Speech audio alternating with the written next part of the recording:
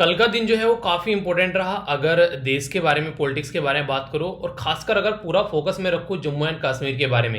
ये एक बड़ा ही प्यारा सा क्वेश्चन आप लोगों के लिए एग्जाम में डायरेक्ट बन सकता है कि हमारे देश का पहला कार्बन न्यूट्रल पंचायत कौन सा बना और वो भी पंचायती राज डे के दिन में। तो ये याद रखिएगा, यहाँ पर जम्मू एंड कश्मीर के अंदर एक गांव है पाली। तो पाली देश का पहला first carbon neutral panchayat basically बन गया है और वो भी किस दिन ये बना है 24 अप्रैल को, यानी कि पंचायती राज डे जिस दिन हम सेलिब्रेट करते हैं उसी टाइम पर आप लोगों को यहाँ पर ये देखने को मिला। तो एक तरीके से काफी इंपॉर्टेंट ये एक इवेंट देखने को मिला। इसको फॉलो बेसिकली इसको इतना इंपॉर्टेंस क्यों दिया जा रहा है, क्योंकि आप लोगों को पता है अभी ग्लासगो के अंदर में 26th कॉन्फ्रेंस हुई थी जिसमें इंडिया के द्वारा भी यहाँ पर एक कमिटमेंट किया गया था कि आने वाले टाइम में हम लोग अपने देश के अंदर में बेसिकली 2070 तक का काफी कुछ जो है वो कार्बन न्यूट्रल हम लोग करने वाले हैं। बेसिकली कार्बन तरीके जीरो कैटेगरी में हम लोग लेकर आने वाले हैं। तो उसी के चलते यहाँ पर ये चीज देखने को मिली।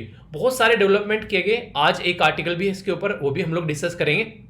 और इसी के साथ में एक और इंपॉर्टेंट न्यूज जो कि यहाँ पर प्राइम मिनिस्टर जी को लता मंगेशकर अवार्ड दिया गया और ये भी पहला लता मंगेशकर अवार्ड है। ठीक है, ये इसलिए इंपॉर्टेंट है क्योंकि ये भी पहला लता मंगेशकर अवार्ड है जो कि देश के प्राइम मिनिस्टर साहब को दिया गया है, यानी कि ये अब की साल से ही यहाँ पर स्टार्ट किया गया है। तो जो भी कोई फर्स्ट टाइम ऐसी कोई चीज हो रही होती है तो वो डायरेक्ट आप लोगों से एग्जाम में पूछी जा सकती है। तो ये फर्स्ट अवार्ड यहाँ पर इनको मिला है जो कि अभी यहाँ पर अनाउंस किया गया है। तो इसके चलते यहाँ से अगर क्वेश्चन बन जाए तो ये मत बोलना कि कहाँ से क्वेश्चन आ गया। ये छोटे छोटे दो पॉइंट है जो कि आप लोग याद रखेगा। और एक पिक्चर ये जिसने आज जो है मेरा जो एक तरीके से दिल टच किया काफी ज्यादा। देखिए, जिन लोगों के पास में चीजें अवेलेबल होती है ना उनको उसकी इंपॉर्टेंस समझ में नहीं आती है, पर यहाँ पर आप लोग देखिए बेसिकली लोग पीने के पानी के लिए कितने ज्यादा परेशान है आज के डेट में। तो इस तरीके से हम लोग को पानी की इंपॉर्टेंस समझनी पड़ेगी, पानी को हम लोग को इज्जत देनी पड़ेगी। अगर रियलिटी में हम लोग चाहते हैं ना पानी हम लोग को इज्जत दे और सही तरीके से हम लोग चीजों को एंजॉय करते रहें तो हम लोग को भी पानी को इज्जत देनी पड़ेगी। तो ये पिक्चर जो है ये काफी एक तरीके से हम लोग को शिक्षा देने वाली है, ज्ञान देने वाली है कि अगर हम लोगों ने चीजों को नहीं समझा तो फिर अगर चीजों ने हमको समझना बंद कर दिया तो दिक्कत होगी। और महात्मा गांधी जी की कोटेशन यहाँ पर याद आती है कि हम लोग को अपनी नीड के हिसाब से चीजों को यूज करना चाहिए जितनी हमारी जरूरत है, यानी कि ग्रीड के हिसाब से नहीं, लालच के हिसाब से नहीं। अगर ग्रीड के हिसाब से हम लोग चलेंगे तो फिर ये सारी चीजें हम लोगों के लिए कम पड़ेगी। तो एक पृथ्वी काफी है हमारी जरूरतों के लिए, पर लेकिन अगर हम लोग लालच में आ जाएंगे तो कई सारी पृथ्वी भी हमारे लिए कम पड़ेगी। तो ये बातें यहाँ पर बोली गई। तो ये कुछ ऐसे पॉइंट्स थे जो मुझे लगा स्टार्टिंग में आप लोग को बताता हूँ, बाकी डिस्कशन आगे लेकर चलेंगे। ये आज काफी इंपॉर्टेंट डिस्कशन रहेगा, 25 अप्रैल का डिस्कशन होगा। बहुत कुछ यहाँ पर डिस्कस करेंगे, एडिटोरियल के साथ में टेक्स्ट एंड कॉन्टेक्स्ट वाले पोर्शन को भी कवर करूंगा और इसी के साथ में न्यूज एनालिसिस भी हम लोग देखेंगे। न्यूज एनालिसिस में एक आर्टिकल आप लोगों को देखने को मिलेगा एंटी डिफेक्शन कानून के बारे में, तो उसको सुनिएगा अच्छे से ताकि अगर एग्जाम में क्वेश्चन बने तो आप लोग उसको समझ सके। और इसी के साथ में 2 क्वेश्चन आप लोगों को दूंगा जो कि आप लोगों को अटेम्प्ट करने हैं, टेलीग्राम पर पोस्ट करूंगा, उनको भी आप लोग अच्छे से देखेगा। कोई भी डाउट आप लोगों के माइंड में उसको लेकर नहीं होना चाहिए। बहुत ही प्यारी बात यहां पर बोली गई है, बोला गया योर टाइम इज लिमिटेड, यानी कि आप लोगों को लगता है ना इस धरती पर आए हो तो आप लोग यहां पर एक तरीके से अमर हो। ठीक है, आप लोग यहां से जाओगे नहीं, आप लोग अमर बन गए हो, ऐसा नहीं है यहां पर। ठीक है, आप लोगों के पास में लिमिटेड टाइम है। ये लिमिटेड टाइम किसी के पास में 70, किसी के 80, किसी के में 100 हो सकता है मैक्सिमम, इससे ज्यादा आप लोगों के पास में टाइम नहीं है। तो अपने टाइम को ढंग से यूटिलाइज करो और अपनी लाइफ को जीने के लिए यूटिलाइज करो। ये नहीं कि यार वो क्या कर रहा है, उसकी जिंदगी ऐसी चल रही है, उसको देख देख के अपनी लाइफ में परेशान हुए जा रहे हैं, दूसरे की लाइफ जीने की कोशिश कर रहे हैं। ऐसा बिल्कुल नहीं कर रहे हैं। जो आप लोगों को पसंद है दिल से वही काम आप लोग करना है और उसी चीजों को आप लोगों को फॉलो करना है। तो उसी में आप लोगों को एक बेहतरीन रिजल्ट भी देखने को मिलेगा जब अपनी लाइफ जो है आप लोग खुद से अपने लिए एंजॉय करोगे।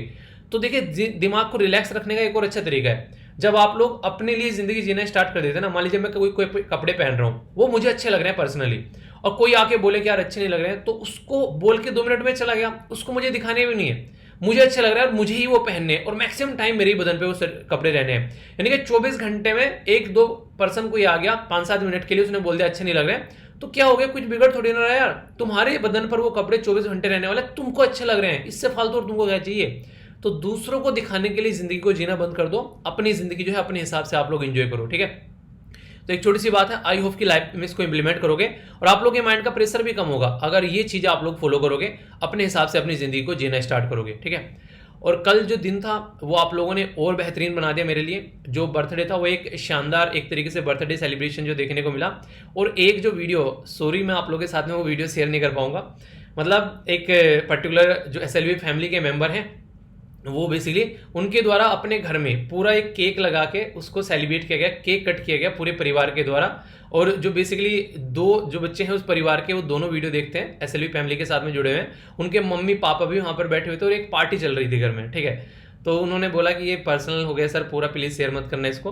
तो वो वाली यार मुझे वास्तव में वीडियो जो है हार्ट टचिंग लगी, पर मैंने सोचा बताऊंगा तो जरूर आप लोगों को। मैं उनकी आइडेंटिटी रिवील नहीं कर रहा हूँ आप लोगों के सामने, बट हाँ कि हाँ ये वाली चीज़ मुझे काफ़ी ज़्यादा टच कर गई, ठीक है। वो बेसिकली जो उनके फादर साहब थे वो बोले थे कि आप भी हमारे एक बेटे की तरह हो, ये हमारा एक मतलब बेटे का बर्थडे हम लोग सेलिब्रेट कर रहे थे। तो भाई यार वो वास्तव में मतलब हार्ट टचिंग थी वास्तव में, मतलब एक क्यों नहीं दिल की गहराइयों तक जाने वाली थी। और बाकी और भी कई सारी वीडियोस हैं छोटी छोटी, कुछ और इंटरेस्टिंग जो चीज़ें आप लोगों ने क्रिएटिविटी की है, वो वी टॉक्स के ऊपर डाल दूंगा मैं वीडियो लगभग 9-10 बजे के करीब, ठीक है। तो वहाँ पर आप लोग देख लेना, ज़्यादा बड़ी नहीं छोटी बनाऊंगा क्योंकि बहुत सारी चीज़ें हैं। किसी ने 15 मिनट की भेज रखी है, किसी ने 10 मिनट की, मतलब उसमें छोटी छोटी जो क्लिप है 1-1, 2-2 मिनट की, वो मैं शेयर करूंगा आप लोगों के साथ में। वैसे काफ़ी सारी मैंने देख लिया और मैसेज तो हज़ारों थे यार, उनको आराम आराम से देखते रहूँगा मैं। और जब जब मुझे लगेगा मतलब नहीं एक तरीके से अपने आप को मोटिवेट करने के लिए, तो आप लोग का प्यार मुझे मोटिवेट करने का काम करता है, तो उसको मैं हमेशा देखता रहूँगा। और बहुत ही अच्छा लगा यार रियलिटी में, ये मतलब एक अच्छा एक्सपीरियंस था जिस तरीके से आप लोगों ने अपना प्यार दिखाया, ठीक है। आइए आज के एडिटोरियल देखेंगे। काफ़ी सारे एडिटोरियल मैं आप लोगों से डिस्कस करने वाला हूँ, जो आप लोगों को डिटेल में हम लोग देखेंगे एक एक करके। यूके के बारे में एक एडिटोरियल में काफ़ी डिटेल में आप लोगों से डिस्कस करूंगा, क्या क्या चीज़ें अभी चल रही हैं, बहुत ही डिटेल में कई सारी बातें हम लोग जानने वाले हैं। अभी रिसेंटली यहाँ पर डिमोल्यूशन देखने को मिला, तो इसके बारे में आर्टिकल डिस्कस करेंगे। और दो हैं, एक है टेक्स्ट एंड कॉन्टेक्स्ट वाला और दूसरा है यहाँ पर एक एडिटोरियल, तो इन दोनों को भी मैं एक साथ में आप लोगों को लिए डिस्कस करूंगा। एक यहाँ पर काफ़ी इंपॉर्टेंट है जम्मू एंड कश्मीर के बारे में, तो ये मैं काफ़ी डिटेल में आप लोगों से डिस्कस करूंगा क्या क्या चीज़ें यहाँ पर चल रही है, और कुछ एक्स्ट्रा चीज़ें बताऊंगा। गुपकर अलायंस क्या है, डिलिमिटेशन कमीशन के बारे में कुछ बेसिक इन्फॉर्मेशन भी हम लोग यहाँ पर डिस्कस करेंगे। तो ये कुछ इस तरीके से कई सारे एडिटोरियल आप लोगों को देखने को मिलेंगे। एक और यहाँ पर आर्टिकल रहेगा जो कि आप लोगों का टेक्स्ट एंड कॉन्टेक्स्ट का है, वो मैं डिस्कस करूंगा आसाम के रिलेशन के बारे में, आसपास वाले राज्यों के साथ में क्या रिलेशन आसाम के देखने को मिल रहे हैं, ठीक है। तो वो भी आप लोगों को देखने को मिलेगा, काफ़ी डिटेल में हम लोग डिस्कस करेंगे। बाकी इसी के साथ में आज का जो क्विज है आप लोगों के सामने, ये है मलेरिया के बारे में, क्योंकि वर्ल्ड मलेरिया डे जो है वो सेलिब्रेट किया जा रहा है। आप लोगों ने अगर शाम की वीडियो देखी होगी, जो शाम को आप लोगों की वीडियो आती है नैनो मैगजीन की, उसमें मैंने आप लोगों को 2 इंपॉर्टेंट डे के बारे में डिस्कस किया था। एक था बेसिकली क्या, एक तो था आप लोगों के लिए डे, वो था पंचायती राज डे, जो कि कल ने डिस्कस कर मतलब एक तरीके से, वैसे तो वो होता है 24 की वीडियो के लिए, ठीक है, लेकिन वो संडे में आप लोगों की क्वेश्चन की वीडियो आती है तो मैं डिस्कस नहीं कर पाया था। तो पंचायती राज सिस्टम के बारे में काफी सारी चीजें मैंने डिस्कस की, जिस किसी ने नहीं देखा है वो जरूर देखेगा। एक पूरा चैप्टर आप लोगों का पॉलिटिकल कवर हो जाएगा, शाम की ही वीडियो में डिस्कस मैंने किया है, ठीक है। चाहता तो मैं इसको मतलब यहाँ पे भी डाल देता, अगर टाइम लगेगा तो इस वीडियो के एंड में मैं आप लोगों को बेसिकली प्रोवाइड करा दूंगा, ठीक है। अगर मुझे टाइम मिलेगा आज के डिस्कशन का तो वीडियो के एंड में दे दूंगा आप लोगों को, ताकि कई सारे बच्चे उसको नहीं देखते हैं तो आप लोग उसको कंप्लीट कर सको, ठीक है। तो डे के बारे में भी और जो पंचायती राज वाला आर्टिकल है वो भी, ठीक है, ताकि चीज़ों को आप लोग अंडरस्टैंड कर सको, क्योंकि वहां से आंसर राइटिंग के लिए भी पूछा जा सकता है और इसी के साथ में कैसे हमारे देश में डेवलपमेंट हो रहा है वो भी पूछा जा सकता है, तो ये याद रखिएगा। और मलेरिया डे जो है उसकी थीम आप लोगों को बतानी है, जो मैंने आप लोगों से डिस्कस की थी, काफी इंपॉर्टेंट है। वैसे वीडियो के एंड में आप लोगों को देखने को मिल ही जाएगा अगर टाइम मिलेगा तो बहुत सारा उम्दा डिस्कशन मैं आप लोगों से करने वाला हूँ, एंड तक बने रखिएगा। बहुत सारी चीजें आप लोगों को नहीं जानने को मिलने वाली है, एक एक पॉइंट जो है वो आप लोगों के माइंड में क्रिस्टल क्लियर होगा, ठीक है। तो अच्छे से डिस्कस करते हैं एक एक आर्टिकल, जिससे कि आप लोग सारी चीजों को समझ पाओ। सबसे पहले 2 आर्टिकल मैं कंबाइन कर यहाँ पर डिस्कस करूंगा, ये जो होंगे आप लोग के, ये बेसिकली बात की जा रही है अभी दिल्ली के अंदर जो जहांगीरपुरी है वहां पर बुलडोजर का यूज करके कई सारे घरों को तोड़ा गया। तो ये जो आर्टिकल है इसमें बहुत सारे फैक्ट्स और फिगर रहेंगे, जिससे आप लोगों को एग्जाम में काफी ज्यादा फायदा हो सकता है। तो काफी डिटेल में मैं इसको डिस्कस करने वाला हूँ बैकग्राउंड इन्फॉर्मेशन के साथ में, क्या क्या चीजें हैं, कई सारे जजमेंट हैं आप लोगों के सामने, आप लोग उनको समझ पाओगे और अच्छे से आप लोग चीजों को अंडरस्टैंड करोगे तो लंबे समय तक चीजें याद भी रख पाओगे। सबसे पहले जो इंपॉर्टेंट फैक्चुअल इन्फॉर्मेशन है वो आप लोग याद रखिएगा। जब हम लोग बात करते हैं राइट टू लाइफ के बारे में, तो हम लोग बात करते हैं कि राइट टू लाइफ का मतलब है कि हमारे पास में जीने का अधिकार है, हमारे पास में बहुत सारी चीजें हम लोग को देखने को मिलती है। इसी के साथ में एक आर्टिकल मैं आप लोगों से यहाँ पर डिस्कस करूंगा जो कि आप लोग समझ पाएंगे। यह है आर्टिकल 21, ये बात करता है राइट टू सिटी और राइट टू एडुकेट हाउसिंग के बारे में। यानी कि मतलब क्या है कि हमारे पास में शहर का भी अधिकार है कि हमारे पास में शहर रहे, और पर्याप्त आवास का भी अधिकार है, यानी कि हमारे पास में घर भी रहे। ये हमारी कंट्री में अगर बात करें तो आर्टिकल 21 इसके बारे में बात करता है कि हमको ये चीजें मिलनी चाहिए। और यहाँ पर Ajay Markan versus union of India 2019 का जो केस है, ये चीजें यहाँ से निकल कर आती है यानी कि अगर आप लोगों से जैसे राइट टू प्राइवेसी के बारे में बात कर ले तो आप लोगों को बोलना है आर्टिकल 21 इससे निकाला गया। राइट टू लाइफ के बारे में बात कर ले तो आर्टिकल 21 इससे निकाला गया। राइट टू हाउस के बारे में बात करें तो आर्टिकल 21 इससे निकाला गया। एक अच्छा इन्वायरमेंट होना चाहिए, वहां पर पोल्यूशन नहीं होना चाहिए, तो आर्टिकल 21 से निकाला गया है। तो ये आर्टिकल 21 में लिखा हुआ है क्या? कोई आप लोगों से पूछने लगे, नहीं यार कहीं नहीं लिखा हुआ है। ये एक तरीका इंटरप्रिटेशन होता है। इंटरप्रिटेशन मतलब किसी चीज को समझना। बेसिकली उन्हें कहते हैं, आप लोगों ने एक कहावत सुनी होगी कि रीड बिटवीन द लाइन। एक कहावत का एक कोटेशन है, बेसिकली बोल सकते हैं कि रीड बिटवीन द लाइन, चीजों को समझना। यानी कि एक आप लोगों ने एक बात सुनी होगी, है बेसिकली कहावत कि डोंट जज the book by its cover. यानी कि कवर से मत समझो, मतलब आर्टिकल ऊपर से देख ले, दो चार बातें लिखी उससे मत समझो। सुप्रीम कोर्ट के अलग अलग इंटरप्रिटेशन आए, सुप्रीम कोर्ट ने अलग अलग बातें बताई हैं किसी भी आर्टिकल को समझने के लिए। इसमें इतनी सारी चीजें आप लोगों को देखने को मिलेगी कि एक आर्टिकल के ऊपर एक एक लेक्चर बनाया गया था पॉलिटी में, जब मैंने डिस्कस किया था आप लोगों से, तो वहां से आप लोग चीजों को अंडरस्टैंड कर सकते हैं। तो वही सारी बातें हैं यहाँ पर। तो ये काफी इंपॉर्टेंट आर्टिकल बनेगा आप लोगों का। इंपॉर्टेंट बात सबसे पहले क्या है यहाँ पर यह है कि 21 अप्रैल को अभी जो बुलडोजर था यहाँ पर जो चलाया गया कई सारे एरिया में, तो उसके चलते यहाँ पर कई सारे इशू सामने निकल कर आए। था क्या यहाँ पर, अभी कई सारी बिल्डिंग गिराई गई यहाँ पर, ठीक है। एंट्रेंस गेट था जो कि मॉस्क यानी कि मस्जिद का, वो गिराया गया। और ये सारी चीजें तब चलती रही जबकि सुप्रीम कोर्ट ने यहाँ पर बोला स्टेटस को बनाए रखना है। स्टेटस को बड़ा ही एक इंपॉर्टेंट शब्द है जो कि आप लोगों को समझना चाहिए। नॉर्मली जब आप लोगों ने सुना होगा इंडिया और चाइना के रिलेशन के बारे में कई बार बोलते हैं कि स्टेटस को बना के रखना चाहिए। इसका मतलब क्या होता है? इसका मतलब ये होता है कि ऑलरेडी जो चीजें हैं उसको वैसे ही यथास्थिति में बना के रखो, चेंज मत करो उसको, जिससे चेंज करने से अगर दिक्कत होती है तो, ठीक है। जैसे मान लीजिए इंडिया और चाइना के रिलेशन है, डिस्प्यूट है अलग अलग बॉर्डर रीजन में, तो क्या करना है, स्टेटस को बना के रखो। यानी कि आप लोग जैसे हैं वैसे ही रहने दो उनको, ज्यादा उसके अंदर छेड़खानी मत करो। तो ये होता है स्टेटस को। तो वर्ड आप लोग याद रखिएगा, ये काफी इंपॉर्टेंट वर्ड है, आप लोगों को इसके बारे में पता होना चाहिए। कई जगह क्वेश्चन भी पूछ ले आते हैं। जब भी क्वेश्चन आता है कि यहाँ पर किसी दो कंट्री के बीच में एक आंसर राइटिंग क्वेश्चन आ गया, स्टेटस को बनाए रखना चाहिए, बॉर्डर डिस्प्यूट के ऊपर स्टेटस को होना चाहिए। आंसर मतलब एक ऑब्जेक्टिव क्वेश्चन आ गया, स्टेटस को मतलब कुछ उसमें वर्ड लिखा हुआ है, अगर शब्द ही नहीं पता तो कैसे अटेम्प्ट करोगे? तो शब्द की भी नॉलेज आप लोगों को होनी चाहिए, तभी आप लोग चीजों को अटेम्प्ट कर पाओगे। तो कई सारी बातें बताऊंगा, एक एक करके ढंग से सुनते हुए आगे बढ़ते रहेंगे। और जो जो लगे आप लोगों को नोट डाउन करना है तो कॉपी और पेन लेकर बैठा करो, आप लोग उसको नोट डाउन भी कर सकते हैं, जिससे कि आप लोग चीजें लंबे समय तक याद रख पाओ। अभी यहाँ पर जो बुलडोजर के थ्रू यहाँ पर ये जो घर तोड़े जा रहे हैं, ये माना जा रहा है कि बुलडोजर एक ऐसा सिंबल हो चुका है आज के डेट में, जो कि यहाँ पर देखेगा कि एक ब्रूटल पावर, यानी कि एक ऐसी पावर को दिखाने की कोशिश की जाती है कि हाँ एक तरीके से एक इंसान को किसी भी वक्त जो है यहाँ पर एक तरीके से सताया जा सकता है, बेघर किया जा सकता है। अब यहाँ पर दो विचार बन गए हैं। एक तो विचार वो लोग हैं जो कि यहाँ पर इस चीज को क्रिटिसाइज कर रहे हैं कि बुलडोजर ने घरों को तोड़ दिया। यहां पर बेसिकली जो तोड़ने वाली है वो है गवर्नमेंट। गवर्नमेंट ने क्या बोला, ये सारी चीजें जो हैं वो इलीगल जगह पर बनी हुई हैं, ये गवर्नमेंट का मानना है। यानी कि हम लोगों ने जो तोड़ा है इसलिए तोड़ा है क्योंकि इलीगल प्लांट था वो, इसलिए हम लोगों ने उसको तोड़ा है। तो यहाँ पर ये गवर्नमेंट का बेसिकली यहाँ पर ये तर्क है। पर लेकिन राइटर क्या बोल रहे हैं हम लोग वो समझते हैं। गवर्नमेंट का तर्क आप लोगों में पहले बता चुका हूं, अब राइटर का तर्क सुनते हैं। राइटर यहाँ पर ये बोलते हैं कि अगर इकोनॉमिक सर्वे 2008 और 9 के हिसाब से हम लोग चले तो 24% जो दिल्ली है ना वो ओनली आप लोगों को मतलब प्लान कॉलोनी आप लोगों को देखने को मिलेगी एक तरीके से, अगर बात करें सिटी के अंदर में। यानी कि जो सिटीज के अंदर जो लोग रहते हैं ओनली 24% के लोग जो हैं वो प्लान है, बाकी की झुग्गी झोपड़ियां सारी अनप्लान है, बेसिकली अनऑथराइज्ड है। अगर इस तरीके से तोड़ने पर आओगे तो आधे से ज्यादा दिल्ली जो है वो बेघर हो जाएगी। इसलिए यहां पर ये सारी चीजें एक्सेप्ट की गई हैं कि ड्राफ्ट मास्टर प्लान जो अभी रिसेंटली दिल्ली गवर्नमेंट के द्वारा रिलीज किया गया था उसमें भी ये बातें बोली गई कि यहाँ पर आज के डेट में काफी लार्ज स्केल पर बहुत सारी लोग जो हैं जो छोटे छोटे घरों में रहते हैं, ठीक है, इतने छोटे छोटे काम धंधे करते हैं अपने, तो वो लोग जो हैं आज के डेट में देखने को मिलेंगे। अगर देखा जाए तो सारे के सारे मैक्सिमम अनप्लान्ड बसे हुए हैं। तो अगर तोड़ने की बात आएगी तो पूरी दिल्ली को आप लोग डिस्ट्रॉय कर दोगे। तो इसीलिए कई सारे अब तक इस पे सुप्रीम कोर्ट के डिसीजन भी आ चुके हैं। जी हाँ, इसके बारे में आप लोगों ने सुना होगा। जब बात करते हैं झुग्गी झोपड़ी के बारे में तो बहुत सारे सुप्रीम कोर्ट के डिसीजन इसके ऊपर ऑलरेडी हैं, क्योंकि ये चीजें आज की नहीं है, ये चीजें काफी लंबे समय से चली आ रही है। तो उसको कैसे टैकल करना है वो चीजें आप लोगों को यहाँ पर समझनी पड़ेगी।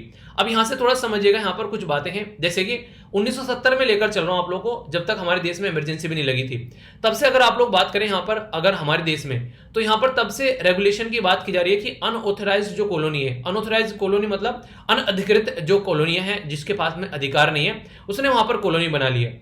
थोड़ा सा समझने के लिए आप लोग ऐसे बोल सकते हैं, जैसे गांव में जोड़ जो होता है ना, तालाब होता है, उसमें मिट्टी डाल डालकर कई बार लोग जो है अपने घर बना देते हैं, कई बार अपना घेर बना दिया, कुछ रखने के लिए चीजें बना दी। तो फिर क्या करती है गवर्नमेंट, उसको बोलती है कि इसको खोदा जाए फिर से, उसके अंदर पानी डाला जाए, जिसने यहाँ पर हरकतें की है उससे सामान जो है वो छीना जाएगा। इस तरीके से आप लोग बोल सकते हैं। तो वो होता है अनऑथराइज, एक तरीके से सही नहीं है। एक तरीके से बहुत सारे रीजन ऐसे हैं जहां पर अनऑथराइज चीजें देखने को मिलती है। मैंने एक उदाहरण आप लोगों को दिया था कल परसों में, जिसमें बोला था कि दुकान के सामने दुकान निकाल देना आगे, ठीक है, कि दुकान है ऑलरेडी, दुकान के अंदर का सामान जो है बाहर सड़कों पर ला के रख देना 2-3 मीटर तक, वो अनऑथराइज्ड है एक तरीके से। कैसे आप लोग पब्लिक जो प्रॉपर्टी पर अपना सामान रख सकते हैं? तो जो भी चीजें हैं वो अनऑथराइज्ड है, ये बिल्कुल सही है, और गवर्नमेंट ने जो ये काम किया है वो कर सकती है, उसके पास में अधिकार है, पर लेकिन कुछ दायरे के तहत। वो दायरे क्या है वो मैं आर्टिकल में आप लोग को आगे बताने वाला हूं। अभी बात करें, एक पर्टिकुलर स्कीम है जिसको बोलते हैं अनऑथराइज्ड कॉलोनीज इन दिल्ली आवास अधिकार योजना। ये बेसिकली स्कीम जो थी यहाँ पर, ये एक तरीके से जो दिल्ली के जो असेंबली इलेक्शन थे उससे पहले यहाँ पर चीजें आप लोगों को देखने को मिली, यहाँ पर लॉन्च की जा रही थी। कहने का मतलब यहाँ पर ये कि इस तरीके की स्कीम ऑलरेडी लॉन्च की गई है कि अनऑथराइज्ड कॉलोनी को कैसे आप लोगों को ऑथराइज करना है, उसके ऊपर फोकस देने की बात की जाती है। क्योंकि लोगों को ऐसा तो नहीं उनके घरों में से निकाल के बाहर फेंक दोगे, तो ये ऐसा नहीं करना है। जैसे यहाँ पर अभी क्या किया, सुप्रीम कोर्ट ने बोल दिया कि स्टेटस को बना के रखो। 1 घंटे पहले सुप्रीम कोर्ट का डिसीजन आ गया, फिर भी 1 घंटे बाद तक भी यहाँ पर जो घर है वो टूटते रहे। तो ये यहाँ पर राइटर जो है बोल रहे हैं कि ये बिल्कुल सही नहीं है, ऐसा बिल्कुल भी यहाँ पर नहीं होना चाहिए था, ये बिल्कुल गलत तरीका है। अगर इस तरीके से आप लोग चीजों को लेकर चल रहे हो कि सुप्रीम कोर्ट ने बोल दिया कि टच नहीं करना है और फिर भी आप लोग उनको टच किए जा रहे हो, टची हो रहे हो, तो ये एक तरीके से सोसाइटी में सौहार्दपूर्ण माहौल न बनाए जाने का एक रीजन आप लोग को देखने को मिलेगा। और राइटर इसमें थोड़ा सा एक एंगल और बता रहे हैं, जो कि कई बार जो है एक सोसाइटी में गलत तरीके से चीजों को देखा जाता है, तो उसके ऊपर एक एंगल आप लोग को देखने को मिलेगा जो मैं आप लोग को बताने जा रहा हूं। राइटर यहाँ पर क्या बोल रहे हैं, राइटर यहाँ पर ये बोल रहे हैं कि अभी कुछ दिनों पहले कर्नाटक के अंदर में आप लोगों को कुछ ऐसे इश्यूज देखने को मिले। दूसरा यहाँ पर अभी हनुमान जयंती के दिन आप लोग यहाँ पर हुआ क्या था, ये कम्युनल वायलेंस देखने को मिला। आखिर क्यों? अप्रैल 26 में यहाँ पर हनुमान जयंती की एक शोभा यात्रा निकाली गई। वो शोभा यात्रा जो थी एक मस्जिद के पास से निकाली गई, जबकि उसकी परमिशन भी नहीं थी। और उस शोभा यात्रा में यहाँ पर हिंदू और मुस्लिम के बीच में झड़प देखने को मिली, क्योंकि वहां पर कुछ ऐसे इंसिडेंट हुए जो कि यहाँ पर दोनों बेसिकली सोसाइटी में जो कम्युनिटी है उनके बीच में सौहार्दपूर्ण माहौल जो है वो बिगड़ता हुआ यहाँ पर नजर आया। तो यहाँ पर उसका इंसिडेंट का बदला लेने के लिए यहाँ पर ये बेसिकली बोला गया है कि जो भी झुग्गी झोपड़ियां हैं उनको डिस्ट्रॉय किया जाए, वरना अगर डिस्ट्रॉय करने की बात की जाए तो पूरा दिल्ली डिस्ट्रॉय होना चाहिए, ओनली 24% को छोड़कर, क्योंकि वो प्लांट है। बाकी का सारा जो 76% जो दिल्ली बचा है तो अनप्लांट है। तो फिर आप लोगों का सब जगह डिस्ट्रॉय होना चाहिए था। ये जहांगीरपुरी में क्यों हुआ जहां पर वो पत्थरबाजी हुई? तो राइटर इसके ऊपर क्वेश्चन मार्क लगा रहे हैं, यानी कि राइटर जो है वो चीजों को गहराई में जाकर समझना चाह रहे हैं, आखिर ऐसा क्यों किया गया और क्या हमारी कंट्री में जो भी कानून है उसके हिसाब से सही है, आप लोग ऐसा कुछ कर सकते हैं? तो ये भी आप लोगों को समझना पड़ेगा।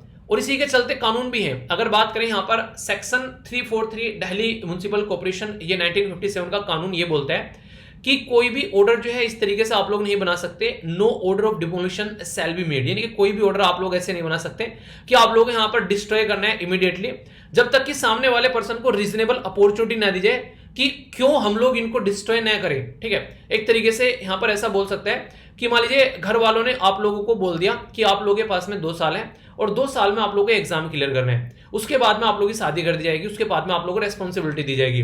अब 2 साल बाद वाले घर आप लोगों से पूछ रहे हैं, घर वाले, कि आप लोग बेसिकली ये आप लोगों के 2 साल कंप्लीट हो गए, अब हम लोगों को ये बताओ कि क्यों हम लोग आपकी शादी ना करें, क्योंकि आप लोगों ने अपना टाइम जो है वो ढंग से यूटिलाइज नहीं किया है, आप लोगों ने अपना टाइम और मनी दोनों को वेस्ट किया है। हम लोगों ने 3-4 साल आप लोगों को दे दिए, पर आप लोगों ने अब भी यहाँ पर एक तरीके से अपनी चलाना है, अब आप लोगों को हमारी सुननी पड़ेगी, हमको रीजन दो कि क्यों हम लोग आपकी सुने अभी यहाँ पर। ठीक है, तो ये कई सारे मेरे पास में मेल आते हैं, तो मुझे ये चीज देखने को मिलती है, सर घर वाले ये कर रहे हैं। तो देखिए थोड़ा सा समझाने की कोशिश करो कि कोविड-19 था, अभी उसकी वजह से बहुत सारे इश्यूज देखने को मिले, अब थोड़ा सा और टाइम दे दो हमको, हम लोग चीजों को टैकल कर लेंगे। ठीक है, तो कई सारे ऐसे इश्यूज हैं, खासकर लड़कियों के ऐसे बहुत सारे मेल रहते हैं कि शादी का बहुत ज्यादा प्रेशर अभी बनता हुआ जा रहा है। तो समझाने की कोशिश करो घर वालों को, आपके ही घर वाले हैं, आपके ही मम्मी पापा हैं। ठीक है, आपकी नहीं समझेंगे तो किसकी समझेंगे? ठीक है, तो उनसे बातें करो इन सब चीजों को लेकर। और अभी बहुत सारी जॉब्स निकल भी रही हैं अलग अलग स्टेट में, आप लोगों को देखने को मिल रही है कोविड-19 के हटने के बाद में। तो ये बातें हैं, तो यहाँ पर पूछ रहे हैं कि ये कानून जो है ये बेसिकली बोलता है कि सामने वाले को आप लोगों को पूछना चाहिए, अपॉर्चुनिटी देनी चाहिए अपने आप को प्रेजेंट करने का,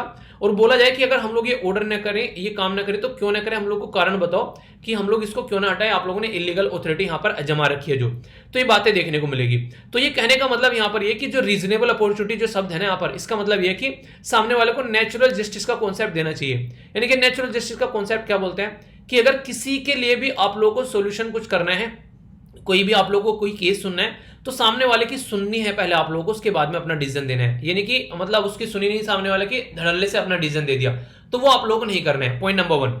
पॉइंट नंबर 2 यहां पर ये है कि अपने ही केस में आप लोग खुद जज नहीं हो सकते। तो ये दो ऐसे कॉन्सेप्ट है जो कि नेचुरल जस्टिस में बड़ी फ्रीक्वेंटली फॉलो किए जाते हैं। बाकी और भी बहुत सारी चीजें पर ये दो इंपॉर्टेंट है जो कि कम से कम आप लोग याद रखिएगा।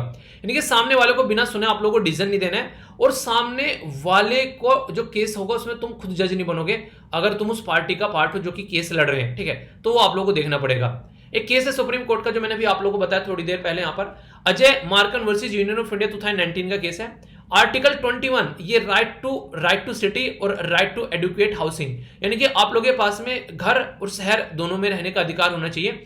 तो ये खुद इंटरनेशनल कानून भी यहां पर बोलता है, ये ऐसा नहीं कि हमारी ही कंट्री में केस के थ्रू यहां पर ये बातें निकल कर आई है। तो ये बातें आप लोगों के लिए काफी इंपॉर्टेंट हो जाती है। कल को चलकर अगर क्वेश्चन बन जाए कि राइट टू सिटी और राइट टू एडुकेट हाउसिंग यानी कि पर्याप्त आवास का अधिकार, और इसी के साथ में यहां पर बात की जा रही है शहर का अधिकार अगर आप लोगों को है, तो किस कानून से निकल कर आता है? तो Ajay Markan versus union of India कानूनी केस से निकल कर आता है, जो कि आर्टिकल 21 ये फंडामेंटल राइट के अंदर पार्ट 3 में आप लोगों को देखने को मिलेगा।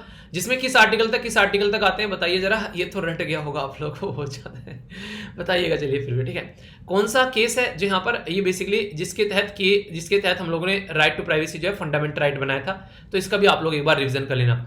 तो ये चीजें आप लोगों के सामने निकल कर आ रही है, और ये ऐसा नहीं कि हमारे ही देश में यहाँ पर है। ये जो अजय मार्कन वाला केस है यहाँ पर ये बेसिकली हम लोगों ने कहीं से सीखा है। आप लोगों को पता है सीख कर आगे बढ़ती है दुनिया। तो यहाँ पर साउथ अफ्रीका में यहाँ पर एक तरीके से जजमेंट था, वहां से हम लोगों ने अपना जजमेंट निकाला और यहाँ पर मीनिंगफुल एंगेजमेंट की यहाँ पर बात की गई। इसका मतलब क्या था?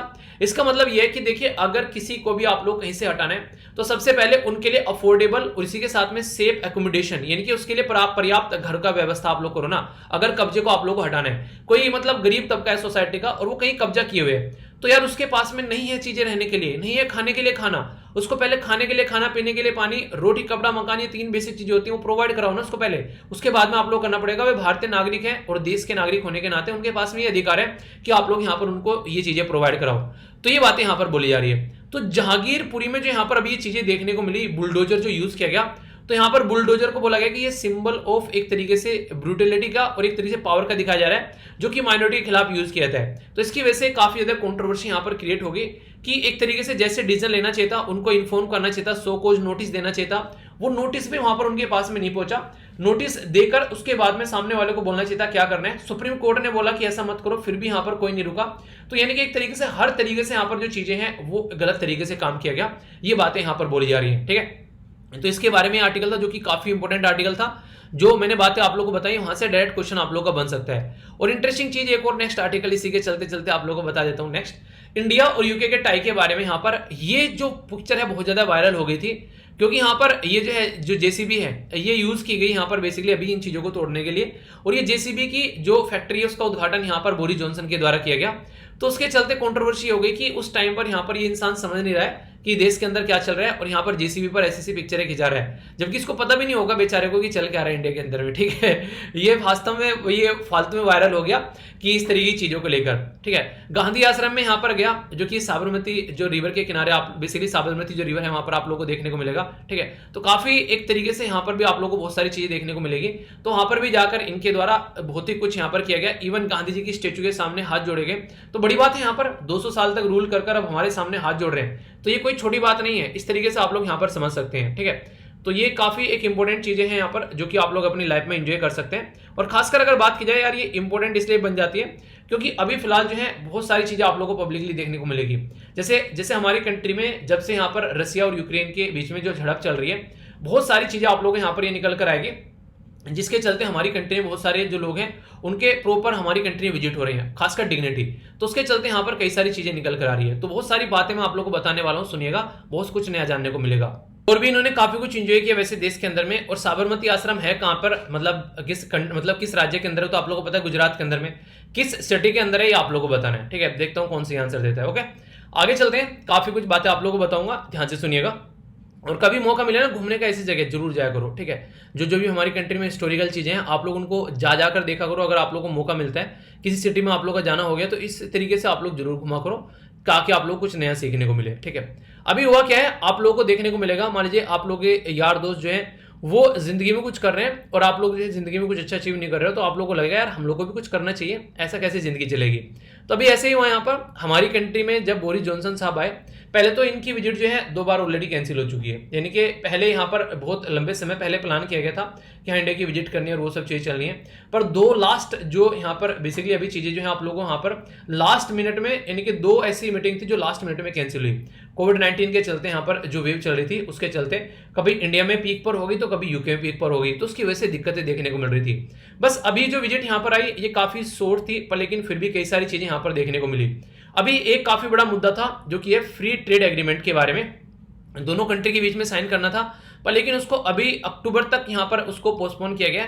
तो दीपावली के टाइम पर लगभग बताया जा रहा है कि यहाँ पर काम करेंगे और 2030 तक का दोनों कंट्री के बीच में डबल करेंगे बायलैटरल ट्रेड। बायलैटरल ट्रेड क्या होता है? ये बेसिकली एक तरीके से आप लोग बोल सकते हैं द्विपक्षीय व्यापार, यानी कि 2 पक्षों के बीच में जो व्यापार है उसको दुगना करेंगे। ठीक है, तो ये बातें हैं। और हाँ, अब आप लोगों के सामने हिंदी और इंग्लिश से मैक्सिमम आर्टिकल आप लोग के रहते हैं। मुझे नहीं लगता कि अब आप लोगों को कोई प्रॉब्लम होनी चाहिए, क्योंकि कई सारे बच्चों को जो प्रॉब्लम रहती थी कि सर हिंदी और इंग्लिश की, तो काफ़ी हद तक मैं कम करने की कोशिश कर रहा हूँ। जितना टाइम मिलता है मुझे मैक्सिमम आर्टिकल आप लोगों को हिंदी और इंग्लिश में मिल जाते हैं, तो इससे आप लोगों को अब वोकैबुलरी वाली टेंशन नहीं रहेगी। ठीक, कई सारे बच्चे बोलते हैं सर वोकैबुलरी डाल दो, तो अब जो है वोकैबुलरी वाला फंडा खत्म, उसके चलते सारी चीजें आप लोगों के सामने आ जाती हैं। एक एक चीज हिंदी में लिखी हुई है आप लोगों के सामने, तो आप लोगों को हिंदी वालों को इंग्लिश और इंग्लिश वालों को हिंदी समझने में भी अब कोई दिक्कत नहीं होनी चाहिए, क्योंकि इस तरीके से चीजें आप लोगों के सामने आती हैं। ठीक है, तो अगर आप लोगों को लगे फिर भी कोई डाउट है तो उसको बताएगा, उसको भी दूर किया जाएगा। ठीक है, तो मैक्सिमम चीजें तो देखिए यार करने की कोशिश करो। और वैसे भी ये समझ सकते हैं हिंदू न्यूज़पेपर जो कि इंग्लिश में, वो आप लोगों को हिंदी में मिल रहा है। खुद हिंदू वाले उसको हिंदी में नहीं डालते हैं, और आप लोगों को एसएलवी फैमिली का जो मेंबर है उसको हिंदी में न्यूज़पेपर मिल रहा है, वो भी हिंदी का ये वो इंग्लिश वाला। ठीक है, तो ये भी एक काफ़ी एक बात बोल सकते हैं आप लोग यहाँ पर। तो एंजॉय कीजिए। आप लोगों को पीडीएफ जो है वो टेलीग्राम पर मैं प्रोवाइड करा देता हूँ। यह टेलीग्राम ग्रुप जहां पर 1.5 लाख से भी ज्यादा मेंबर जुड़े हुए हैं, और यहाँ पर और भी कई सारी चीजें आप लोगों को मिल जाती है पीडीएफ के साथ साथ में। लेक्चर का अगर लिंक अगर बात करें, आप लोगों को नोटिफिकेशन नहीं आता, इससे कई सारे बच्चे बोलते हैं किस किस को नोटिफिकेशन आता है जरा बताइए, तो वो भी आप लोग देख लेना, नोटिफिकेशन भी आप लोगों को यहाँ पर मिल जाता है। ठीक है, इसी के साथ में आंसर राइटिंग ग्रुप में जाना, तो यहाँ पर आप लोग कई सारी चीजें देखने को मिलेगी। ठीक है, तो ये आप लोगों के लिए आंसर राइटिंग ग्रुप हो गया, जहां पर हालांकि आंसर राइटिंग आंसर राइटिंग की बातें कम, यहाँ पर कल जो है बर्थडे सेलिब्रेशन चल रहा था, ये देखो। ठीक है, पूरा का पूरा ग्रुप बर्थडे सेलिब्रेशन से भरा हुआ है। बहुत सारी चीज़ें, बहुत सारी वीडियोस आप लोगों ने शेयर किया यहाँ पर भी, और फेसबुक ग्रुप में भी बहुत सारी प्यारी प्यारी वीडियोस हैं, इनको मैं शेयर करूंगा आप लोगों के साथ में कंबाइन कर। ठीक है, देख सकते हैं आप लोग यहाँ पर आंसर राइटिंग भी है, पर अच्छा लगा मुझे दोनों ही चीज़ें हैं कॉम्बिनेशन में। आंसर राइटिंग भी है, मतलब देखो सेलिब्रेशन होता है ना वो अपनी जगह है। ठीक है, पर लेकिन पढ़ाई नहीं रुकनी चाहिए, वो चलती रहनी चाहिए आप लोगों की। ठीक है, तो चीज़ें ध्यान रखेगा। और यह है सेलिपीडिया, तो तीनों ग्रुप आप लोग ज्वाइन कर लीजिए, फ्री ऑफ कॉस्ट है, सारी इकट्ठी चीज़ें आप लोग यहाँ पर मिल जाती हैं। ठीक है, आगे चलते हैं। यहाँ पर बेसिकली बात की जा रही है अभी जो बोरिस जॉनसन साहब जो हैं, उनको भी एक तरीके से आशा लगी कि इंडिया के साथ में उनका जो व्यापार है वो अच्छे लेवल पर चलने वाला है और फास्ट ट्रैक यहाँ पर होगा। जैसे कि यूएई और ऑस्ट्रेलिया ने क्या किया, अभी काफी अच्छा रिलेशन बना है हमारे साथ में बेसिकली फ्री ट्रेड एग्रीमेंट को लेकर। अभी यूके जो है वो भी चाह रहा है कि जब वो कर सकते हैं तो हम भी कर सकते हैं, तो ये वाली चीजें यहाँ पर निकल कर आ रही है। तो अभी जैसे कि अब आप लोग देखते हैं जो यहाँ पर एक तरीके से अगर यूके के बारे में आप लोग बात करें, अभी हम लोगों ने ऑस्ट्रेलिया के साथ में जो व्यापार किया, उनकी जो बेसिकली शराब वगैरह थी, दारू वगैरह थी, उन पे हम लोगों ने कुछ चीजें कम की है एक तरीके से। ठीक है, इसी तरीके से यहाँ पर जो एक तरीके से स्कॉच है, स्कॉच विस्की जो है यहाँ पर बेसिकली यूके की, वो भी एक्सपेक्ट कर रहे हैं कि उसके ऊपर भी कुछ ना टैरिफ वगैरह को थोड़ा सा लिबरलाइज किया जाए, तो उसके चलते आने वाले टाइम में चीजें अच्छी देखने को मिलेगी।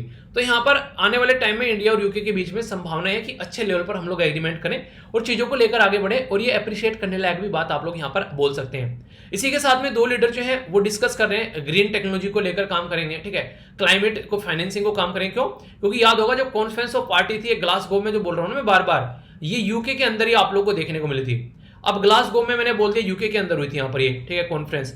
तो यहाँ पर एक क्वेश्चन आप लोगों को बनता है, यूके के बारे में जब आप लोग बात करते हैं तो यूके अकेला तो है नहीं यहाँ पर कि यूके बोल दिया बस आप लोगों ने। यूके का मतलब क्या है? यूके का मतलब है यूनाइटेड किंगडम। किंगडम मतलब राज्य, यानी कि 4 राज्यों का एक ग्रुप, यानी कि जिसमें नॉर्दर्न आयरलैंड हो गया, स्कॉटलैंड हो गया, आयरलैंड हो गया और वेल्स हो गया। ये 4 मिलकर इनको यूनाइटेड किंगडम आप लोग बोलते हैं। अब क्वेश्चन यहाँ से इंटरेस्टिंग आएगा, जो कॉन्फ्रेंस ऑफ पार्टी जो 26 यहाँ पर आप लोगों को देखने को मिली है, वो इन 4 राज्यों में से किस राज्य के अंदर देखने को मिली है, ये क्वेश्चन आप लोगों को बताना है। ठीक है, तो यहां पर जब यूके की बात करते हैं तो ये सारे आप लोगों को देखने को मिलेंगे। और यहां पर ये हो गया इंग्लैंड, जो कि एक पर्टिकुलर एरिया, एक पर्टिकुलर स्टेट है आज के डेट में यहां पर, जो कि आप लोग समझ सकते हैं। ठीक है, तो ये बातें आप लोग यहां पर याद रखिएगा। तो इसी के बारे में यहां पर अभी हम लोग बात कर रहे हैं। तो आने वाले टाइम में रिलेशन जो है वो आप लोग काफी अच्छे देखने को मिलेंगे। और कॉन्फ्रेंस ऑफ पार्टी जो आप लोगों को देखने को मिली, ये बेसिकली कहां पर देखने को मिल रही है, ये आप लोगों के सामने है। ठीक है, तो कंफ्यूजन आप लोगों को नहीं होना चाहिए, जिसके चलते आप लोग देखते हैं। और ग्लासगो में हुई, ग्लासगो में इनमें से कौन से उसके अंदर पड़ता है, ये आप लोग यहां पर बताना है। तो इसी को इंप्लीमेंट किया जा रहा है हमारी कंट्री में कि एक तरीके से कार्बन न्यूट्रल हम लोग को होना है। और जो स्टार्टिंग में मैं अभी आप लोगों से आर्टिकल डिस्कस करूंगा जम्मू एंड कश्मीर के बारे में, वहां पे भी यही बातें बताई जा रही हैं बेसिकली कि किस तरीके से हम लोग इन चीजों को ढंग से इंप्लीमेंट कर सकते हैं और चीजों को आगे लेकर चल सकते हैं। तो ये बेसिक इंपॉर्टेंट आप लोगों को फंडा देखने को मिलेगा। इसी के साथ में जो मिस्टर जॉनसन साहब है उनके द्वारा भी बोला गया कि एक तरीके से जो मोदी गवर्नमेंट है बेसिकली, देखिए मैंने बोला मोदी गवर्नमेंट यहाँ पर लिखते हैं, ठीक है, तो वो होता है मोदी एडमिनिस्ट्रेशन, ठीक है। वैसे गवर्नमेंट ऑफ इंडिया पर लेकिन आर्टिकल वाले यूज करते हैं, तो आप लोग एग्जाम में यहाँ पर इस तरीके से मत करना, एडमिनिस्ट्रेशन शब्द आप लोग यूज करना ज्यादा बेटर रहेगा, एग्जामिनर भी समझेगा कि हाँ चीजों को समझते हैं, ठीक है। क्योंकि बेसिकली एडमिनिस्ट्रेशन होता है गवर्नमेंट ऑफ इंडिया होती है, जैसे मनमोहन गवर्नमेंट होगी, मोदी गवर्नमेंट होगी, तो ये गवर्नमेंट नहीं होता है, मनमोहन एडमिनिस्ट्रेशन, मोदी एडमिनिस्ट्रेशन आप लोग को बोलना है, बेसिकली गवर्नमेंट ऑफ इंडिया लिखना है हमेशा, ठीक है। तो इस तरीके से मत लिखना मोदी गवर्नमेंट ने कर दिया, तो गवर्नमेंट ऑफ इंडिया ने कर दिया, ये शब्द आप लोग को यूज करना है, ठीक है, एग्जाम में याद रखिएगा, ठीक है, ये आप लोगों को पता होना चाहिए। इसी के साथ में यहाँ पर फॉरेन मिनिस्टर के साथ में विजिट किया गया इंडिया के अंदर में, एक काफी इंटरेस्टिंग एक चीज देखने को मिली, दोनों के बीच में बड़ी सूझबूझ से काम किया गया। मतलब क्या, मतलब यहाँ पर ये जो आप लोग समझिएगा थोड़ा सा, अभी रसिया और यूक्रेन के बीच में लड़ाई चल रही है, तो यहां पर हमारी कंट्री में आकर रसिया और यूक्रेन वाला मुद्दा जो है वो ज्यादा उठाया नहीं गया इनके द्वारा, मतलब उसको इग्नोर किया गया।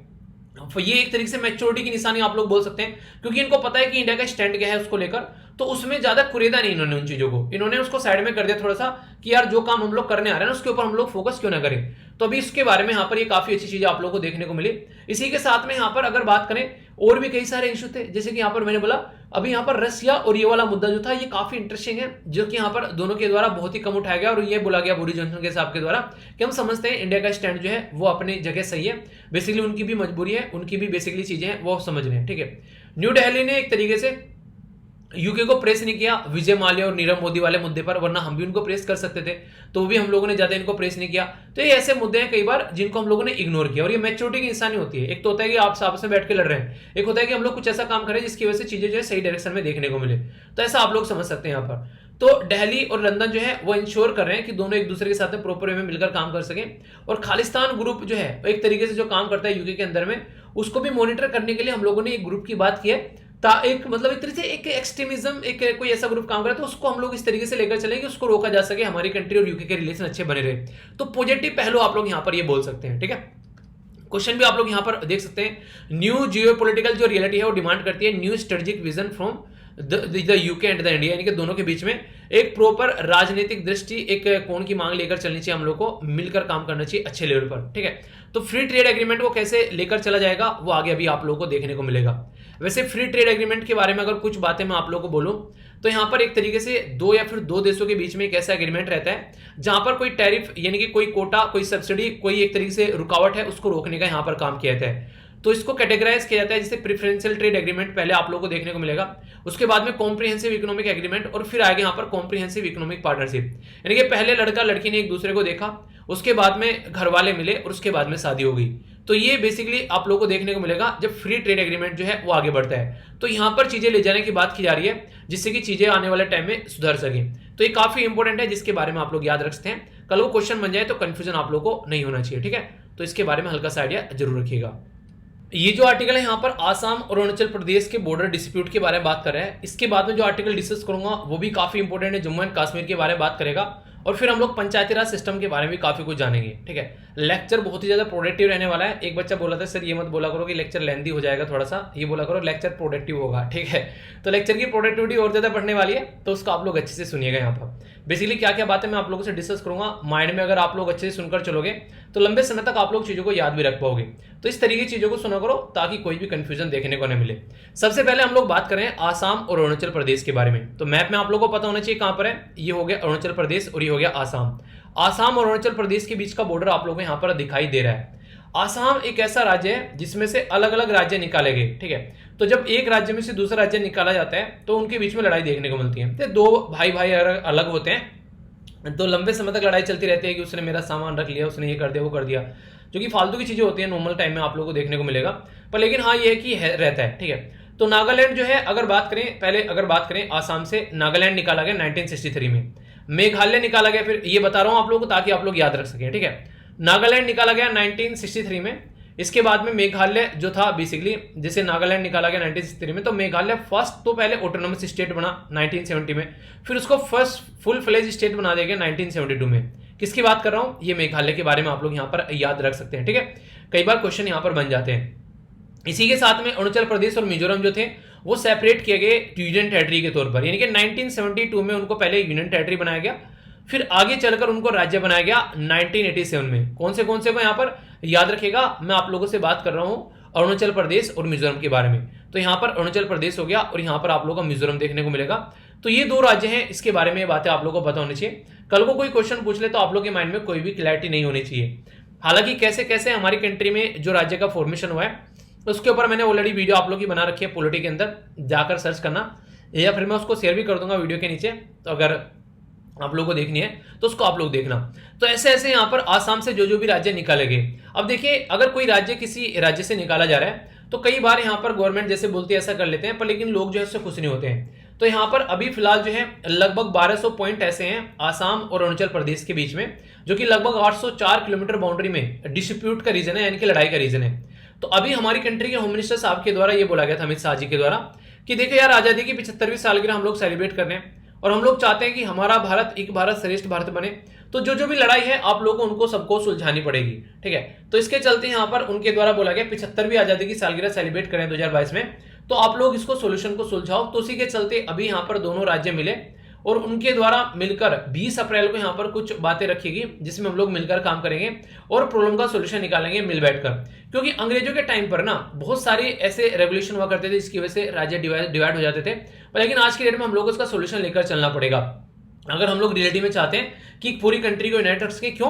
क्योंकि अरुणाचल प्रदेश वाला एक ऐसा रीजन है यहाँ पर ऑलरेडी चाइना की आंखें जमी रहती है, तो चाइना की आंखों को जमाने से दूर करने के लिए भी हम लोग को काम करना पड़ेगा। कुछ दिनों पहले हम लोगों ने आसाम और मेघालय के बॉर्डर डिस्प्यूट के बारे में बात की, दोनों राज्य के द्वारा उसको रिजोल्व किया गया। अभी यहाँ पर भी हम लोग बात करें, खासकर वो राज्य जहां पर बीजेपी की गवर्नमेंट है, फिर गठबंधन में गवर्नमेंट है, तो वो क्या कर रहे हैं, वो मिलकर यहाँ पर काम लेकर चल रहे हैं ताकि सिचुएशन को ढंग से इंप्लीमेंट किया जाए। तो मेघालय, आसाम, अरुणाचल प्रदेश जो है यहाँ पर ये डिस्ट्रिक्ट लेवल की कमेटी बनाने के लिए भी एग्री हो गए कि आने वाले टाइम में सोल्यूशन निकालेंगे, और इसके चलते आने वाले टाइम में जल्दी ही यहाँ पर सोल्यूशन निकलता हुआ आप लोगों को नजर आएगा। तो ये एक काफी बड़ा बात बोल सकते हैं, ये तो अप्रिशिएट करने लायक बात है जो कि होम मिनिस्टर साहब के द्वारा यहाँ पर ये जो स्टेप उठाए गए। और अभी जो यहाँ पर अभी प्राइम मिनिस्टर मोदी साहब के द्वारा जम्मू एंड कश्मीर में जो डेवलपमेंट किया गया वो भी काफी अप्रिशिएट करने लायक यहाँ पर मुद्दा आप लोगों को देखने को मिलेगा, ठीक है। उसके बारे में आप लोगों से बात करता हूं। सबसे पहले तो मैंने अभी आप लोगों को यहाँ पर ये बताया कि लगभग 20,000 करोड़ रुपए जो है ये इन्वेस्ट किए जाएंगे ताकि दिल्ली में अच्छे लेवल पर डेवलपमेंट किया जा सके। बोला यह गया है कि यहाँ पर दिल्ली एक तरीके से अभी दूर नहीं रहने वाली है, यानी कि एक तरीके से बोला गया कि एक तरीके से डिस्टेंस फ्रॉम दिल्ली अब दूर नहीं है, ठीक है। तो यहाँ पर ये बोला गया है, ठीक है। तो इसके चलते यहाँ पर ये एक तरीके से काफी इंपॉर्टेंट रहेगा कि इसके चलते हम लोग कनेक्टिविटी की यहाँ पर बात करें, ठीक है। तो दिल्ली से दूरी जो है वो लगभग यहाँ पर कम हो जाएगी, डेवलपमेंट ऐसा आप लोगों को देखने को मिलेगा। तो इसके ऊपर काम किया जा रहा है, एक भारत श्रेष्ठ भारत की योजना यहाँ पर लेकर चली जा रही है। और इसी के चलते पाली जो गांव है वो याद रखेगा, देश का पहला, ये बोल रहा हूं जम्मू कश्मीर का नहीं, देश का पहला, ठीक है। तो पहला पंचायत ऐसा बन रहा है कंट्री का जो कि यहाँ पर कार्बन न्यूट्रल बन रहा है। क्यों? क्योंकि कॉन्फ्रेंस ऑफ पार्टी जो ग्लासगो में आप लोगों को देखने को मिली थी उसके चलते यहाँ पर ये सोल्यूशन निकालने की कोशिश की जा रही है। पर लेकिन राइटर यहाँ पर ये बताना चाह रहे हैं कि आप लोगों को फिर भी लोगों के अंदर जो डिसकंटेंट है, संतोष है, उसको भी आप लोगों को लेकर चलना पड़ेगा। वो काफी लार्ज लेवल पर आप लोगों को देखने को मिलता है। तो सब चीजें, तो बहुत कुछ यहाँ पर वैसे बातें की, बड़ी बड़ी जो डिग्नेटरी थी यहाँ पर गवर्नमेंट की वो सारे आप लोगों को यहाँ पर देखने को मिले। तो उसी के चलते क्या क्या बातें की जा रही है। सबसे बड़ी बात तो यहाँ पर यह कि अभी यहाँ पर हमारी कंट्री में लगभग 2 साल से भी ज्यादा हो गए हैं, तीसरा साल भी कंप्लीट हो जाएगा अगस्त के महीने में, जब आर्टिकल 370 को चेंज किया गया। उस टाइम पर कई सारी बातें बोली गई थी कि ये सारे डेवलपमेंट किए जाएंगे, पर रियलिटी में अगर ग्राउंड लेवल पर देखो अभी भी वहां पर जनता जो इतनी खुश नहीं है, जैसा लग रहा था उनको जिंदगी बदल जाएगी। पर ऐसा भी नहीं है कि गवर्नमेंट ने काम नहीं किया है, काफी सारे डेवलपमेंट के काम कर रहे हैं और ये रीजन भी इतना ज्यादा टफ है, ये ओनली नेशनल नहीं है, इंटरनेशनल लेवल का इशू है अगर बात करें इसके बारे में। तो इसके चलते आराम से काम को लेकर यहां पर चलना पड़ेगा। तो प्राइम मिनिस्टर मोदी साहब के द्वारा जो पंचायती राज डे सेलिब्रेट किया गया वो जम्मू कश्मीर में सेलिब्रेट किया गया। तो वहां पर जो भी कॉन्फ्लिक्ट है उसको कैसे शांत किया जा सकता है, उन सब चीजों के बारे में यहाँ पर मुद्दे में बात की जा रही है। तो इसके चलते यहाँ पर चीजों को शांति में बनाए रखने और डेवलपमेंट के लिए फोकस करने की यहाँ पर बात की जा रही है। तो काफी अच्छी बात आप लोग यहाँ पर बोल सकते हैं। जम्मू एंड कश्मीर जो है खासकर अगर बात करें, काफी लंबे शोक में रहा। पहले यहाँ पर आर्टिकल 370 को चेंज किया गया 2019 में, उसके बाद में कोविड-19 आ गया, लॉकडाउन लगा रहा, तो सारी चीजें ऐसी चल रही है कि लोगों की जिंदगी जो है वो अस्त व्यस्त हो गई। यानी कि वहां पर जो भी काम चल रहे थे डेवलपमेंट के वो सारी चीजें भी कहीं ना कहीं खत्म हो गई और भी बहुत सारे इश्यूज यहाँ पर देखने को मिले, जिसकी वजह से बहुत सारे इश्यूज निकल कर आ गए। अभी यहाँ पर गुपकर अलायंस भी है, जो कि एक एक्स्ट्रा टॉपिक आप लोगों का बन जाता है, याद रखिएगा। गुपकर अलायंस या फिर गुपकर डिक्लेरेशन बोलते हैं। पहला गुपकर डिक्लेरेशन तो तब आया जब आर्टिकल 370 को हटाने की बात की गई और दुनिया भर की फोर्सेज जो है जम्मू एंड कश्मीर में डिप्लॉय की गई। तो उसके बाद में फिर दूसरा आया जिसने बोला गया आर्टिकल 370 को हटा दिया है, इसको फिर से रिस्टोर करो।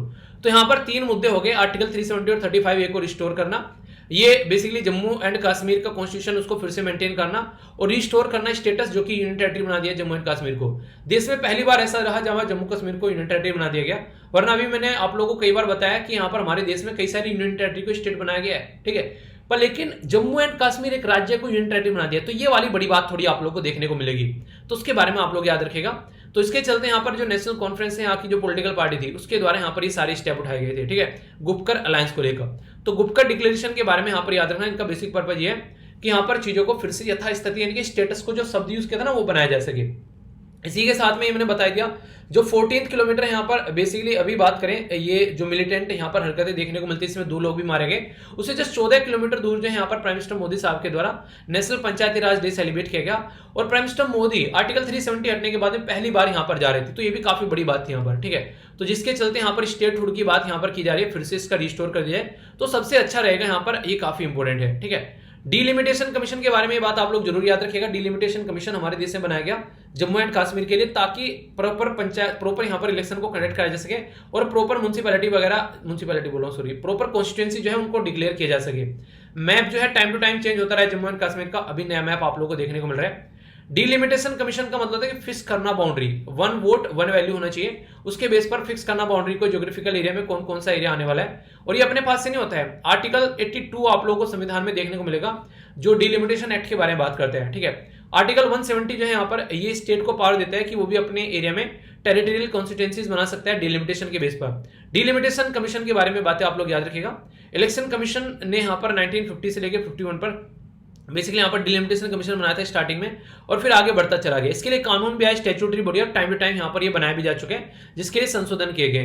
तो बेसिक इन्फॉर्मेशन है इसके बारे में, कुछ डिलिमिटेशन कमीशन के बारे में आप लोगों को ये सारी बातें पता होनी चाहिए। प्रेसिडेंट बनाता है, कंपोजिशन कौन होती है, सुप्रीम कोर्ट के जज होते हैं, चीफ इलेक्शन कमिश्नर होते हैं और स्टेट के भी इलेक्शन कमिश्नर रहते हैं, ठीक है। फंक्शन क्या है, बाउंड्री को डिसाइड करना, शेड्यूल और ये अलग अलग एरिया को बताना कौन कौन से एरिया में इनके बेसिकली पॉपुलेशन कितनी है उसको आइडेंटिफाई करना और फिर उसके हिसाब से सीट का डिस्ट्रीब्यूशन। तो ये सारी चीजें आप लोगों को देखने को मिलेगी। तो काफी इंपॉर्टेंट ये बातें थी जिसके बारे में आप लोग याद रखिएगा, जो कि पता होना चाहिए। तो आसाम, अरुणाचल प्रदेश और आसाम मेघालय वाले डिस्प्यूट के बारे में हम लोगों ने बातें कर ली। इंडिया और यूके के रिलेशन के बारे में मैंने काफी डिटेल में आप लोगों को कई सारी चीजें बता दी जो कि आप लोगों को क्लियर होनी चाहिए और इसके बारे में कोई भी डाउट नहीं होना चाहिए। मैप बेस्ड क्वेश्चन भी बने तो ये भी आप लोगों को यहाँ पर पता होना चाहिए, ठीक है। इसी के साथ में 2 आर्टिकल मैंने आप लोगों से डिस्कस किए। ये दिल्ली में जो डिस्ट्रक्शन हो रहा है उसके बारे में हम लोगों ने काफी डिटेल में बातें डिस्कस की, कोई भी माइंड में आप लोगों के डाउट नहीं होना चाहिए। और जम्मू एंड कश्मीर वाला आर्टिकल यहाँ से क्वेश्चन बन ही सकता है और डायरेक्ट जो फ्रीक्वेंटली आस्क्ड क्वेश्चन में गुपकर अलायंस क्या है, डिलिमिटेशन कमीशन क्या है, वो भी हम लोगों ने यहाँ पर देखा। तो ये वो एरिया है जहां से डायरेक्ट आप लोगों के क्वेश्चन बन जाते हैं और बड़ी ही फ्रीक्वेंटली आप लोगों से बातें पूछी जाती है, ठीक है। न्यूज एनालिसिस में जब आप लोग जाओगे यहाँ पर तो हम लोगों ने अभी ये देख ही लिया सारा जो अभी मैंने आप लोगों को बताया।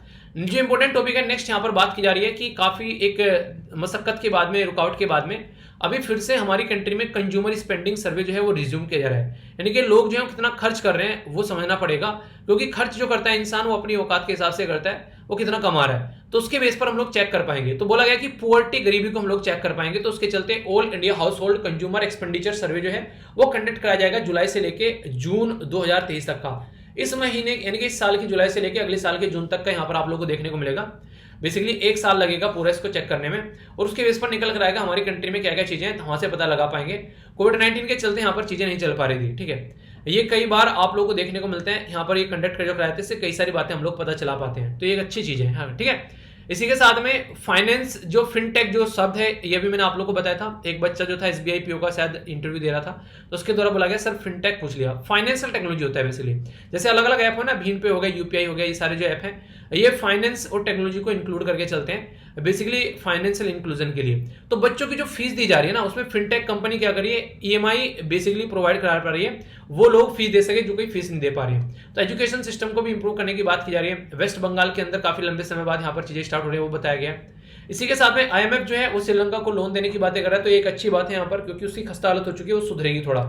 यूनियन मिनिस्टर के जो बेटे हैं जिनको अभी फिलहाल जेल के बारे में बात करें तो आशीष मिश्रा साहब यहाँ आए, तो फिर से इनको जेल में डाल दिया गया क्योंकि लखीमपुर खीरी के अंदर शायद जो एरिया था वहां पर लखीमपुर खीरी, जो उत्तर प्रदेश के अंदर किसानों के ऊपर यहाँ पर बेसिकली जो गाड़ी इनके द्वारा चलाई गई थी, उसके चलते यहाँ पर ये न्यूज में थे। तो सुप्रीम कोर्ट ने अभी फटकार भी लगाई थी इलाहाबाद हाईकोर्ट को कि किस बेस पर आप लोगों ने बेल दे दी। तो वो सारी बातें हैं, ठीक है। जैसे ही यूके हमारे केंद्र से विजिट करके गए यहाँ पर, अभी जो जयशंकर साहब जो हैं वो मिल रहे हैं यहाँ पर अर्जेंटीना के मिनिस्टर के साथ में, क्योंकि एक एरिया है जिसको बोलते हैं फोल्क आइलैंड, ठीक है। तो ये आप लोग को देखने को मिलेगा, वहां पर दोनों कंट्री के बीच में झड़प रहती है, तो उस मुद्दे को लेकर दोनों कंट्री काफी ज्यादा इशू रहता है। तो यहाँ पर आप लोग यहाँ पर देखने को मिलेगा, ये आइलैंड है बेसिकली यूके का फोक आइलैंड, ठीक है। पर लेकिन मतलब यूके इस पे अपना आधिपत्य जमाता है, पर लेकिन यूके ये अर्जेंटीना बोलते हैं मेरा है। रेफरेंडम कराया गया तो फिर यहाँ पर लोगों ने यूके का सपोर्ट किया, क्योंकि यूके अमीर कंट्री है तो सपोर्ट उसी के साथ में रहेंगे जो ताकतवर है। तो एक अलग मुद्दा है, ठीक है। तो ये कुछ बातें हैं जो आप लोग समझिएगा, जिसके चलते आप लोग क्वेश्चन बन सकता है। ये बेसिक चीजें यहाँ पर इसके बारे में आप लोगों को पता होना चाहिए। बेसिकली अभी आने वाले टाइम में कई बार ऐसे क्वेश्चन बन जाते हैं कि क्या इशू चल रहा है, ठीक है। तो बेसिकली एक और पॉइंट है यहाँ पर, एंटी डिफेक्शन कानून को लेकर एम वेंकैया नायडू जी के द्वारा बोला गया कि उसमें रिफॉर्म करना चाहिए। क्या दिक्कत है इसमें? एंटी डिफेक्शन लॉ के बारे में बहुत प्यारे प्यारे क्वेश्चन आप लोग के बनते हैं। 42nd कॉन्स्टिट्यूशन अमेंडमेंट किया गया था 1985 में, और 10th शेड्यूल यहाँ पर ऐड किया गया था जिसको एंटी डिफेक्शन लॉ बोलते हैं, यानी कि दल बदल कानून, इसको रोकने की बात की जाती है। और ये दोनों के लिए काम करता है। ये बेसिकली पार्लियामेंट के लिए भी काम करता है आर्टिकल 102, और ये बेसिकली जो असेंबली है स्टेट की उसके लिए भी काम करता है आर्टिकल 191। तो ये दोनों याद रखिएगा। इसमें आप लोगों को अलग अलग मुद्दे देखने को मिलेंगे। क्या क्या मुद्दे हैं? इंडिपेंडेंट, अगर कोई किसी पॉलिटिकल पार्टी को ज्वाइन कर लेता है इंडिपेंडेंट मेंबर, तो उसको एंटी डिफेक्शन की कैटेगरी में डाल दिया जाता है, उसको हटा दिया जाता है। इफ अगर कोई नॉमिनेटेड मेंबर 6 महीने के बाद में कोई पॉलिटिकल पार्टी ज्वाइन कर ले, उसको हटा दिया जाता है। कोई अपनी मेंबरशिप खुद से देना चाहता है तो अलग बात है। इसी के साथ में वो एक तरीके से वोट से एब्सटेन कर देता है। अगर पॉलिटिकल पार्टी बोले कि कल को वोट डालने आना है और वो नहीं आता है तो भी उसको हटा दिया जाता है। तो 4 ऐसी कंडीशन है जिसमें उसको हटा दिया जाएगा। 2 छूट है यहाँ पर। ये स्पीकर अपनी पार्टी छोड़ेगा तो अच्छा माना जाता है, क्यों? क्योंकि इंडिपेंडेंटली काम कर पाएगा। और बाकी 2/3 अगर पॉलिटिकल पार्टी टूटकर दूसरे मिल जाए जाकर, तो वो भी एक तरीके से मर्जर माना जाएगा, ना कि डिफेक्शन। यानी कि अगर 18 मेंबर है, ठीक है, और यहां पर आप लोग देखते हैं 3 से 18 और 2 से मल्टीप्लाई कर दो 12, 18 में से 12 मेंबर अगर चले गए पॉलिटिकल पार्टी के, तो कितने मेंबर बच गए? कोई मतलब नहीं रह गया ना उसका पॉलिटिकल पार्टी का। तो आधे से ज्यादा टूट जाए तो उसको डिफेक्शन की कैटेगरी में नहीं मानेंगे।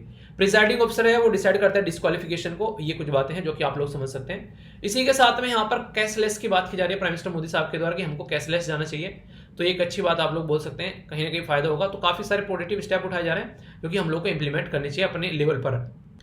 पुणे के अंदर एक इंसिडेंट अभी देखने को मिला जहां पर एक इलेक्ट्रिक व्हीकल के अंदर आग लग गई, जिसकी वजह से काफी सारी दिक्कतें देखने को मिली।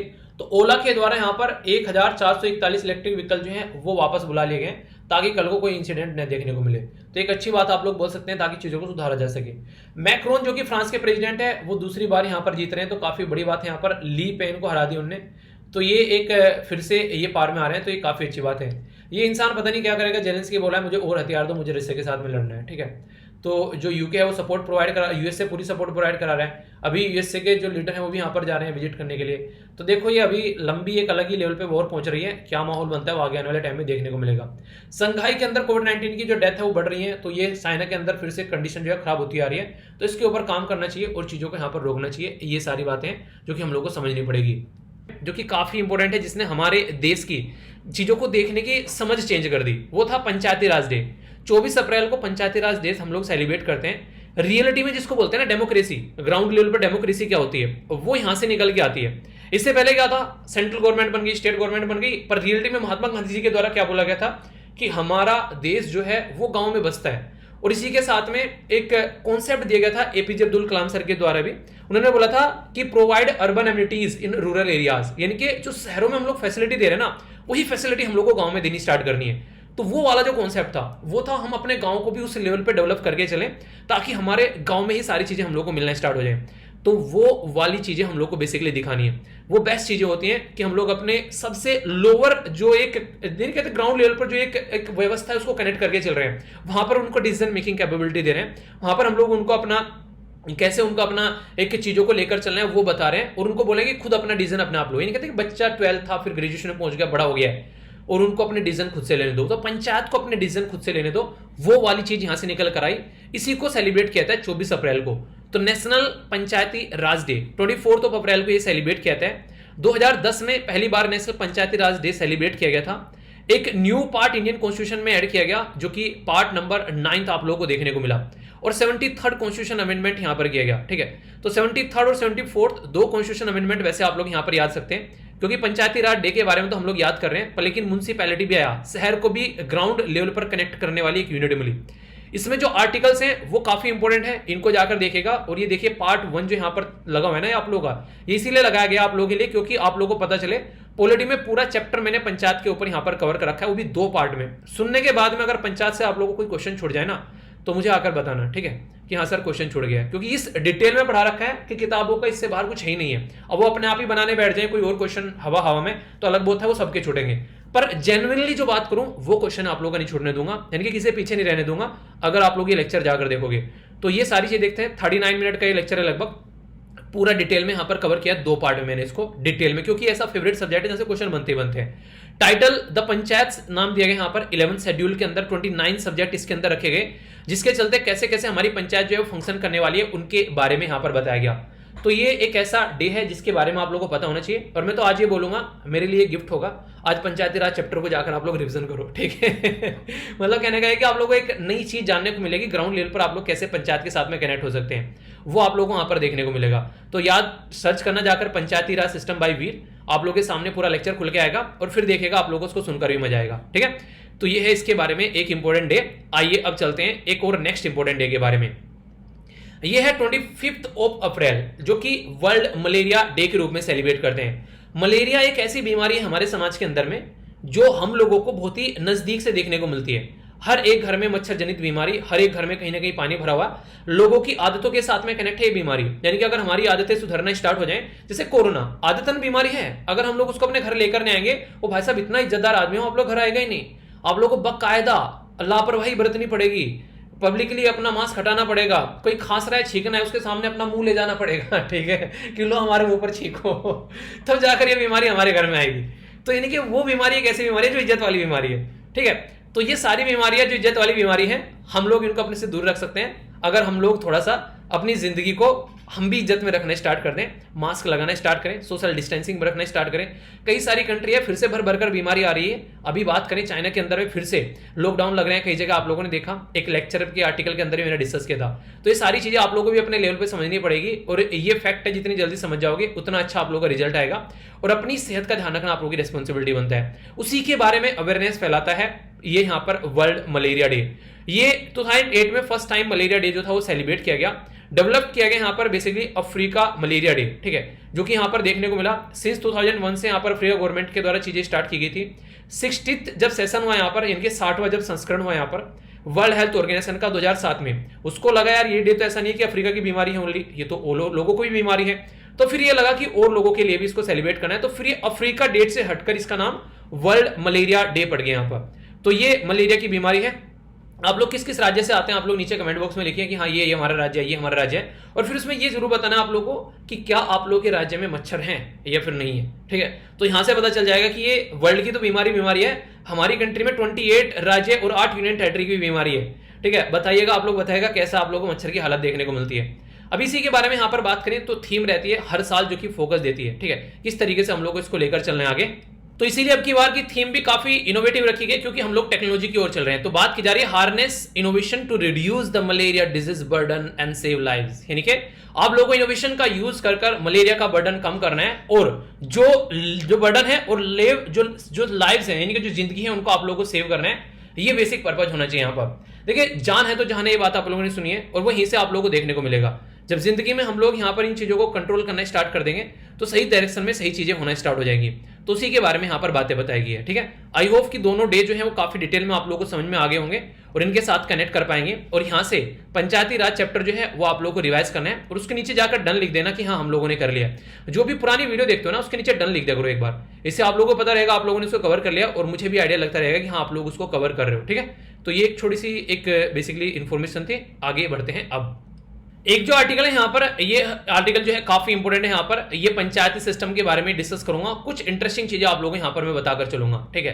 ये आर्टिकल हालांकि मुझे एक दिन पहले आप लोगों को पढ़ाना था ये पर, लेकिन मुझे लगा कि आज के दिन के लिए अच्छा आर्टिकल रहेगा। वैसे तो ये आना था कल की वीडियो में, पर कल जो है आप लोगों की पता है आप लोगों की बेसिकली क्वेश्चन की वीडियो आती है जिसमें आप लोगों का रिविजन होता है अच्छे से।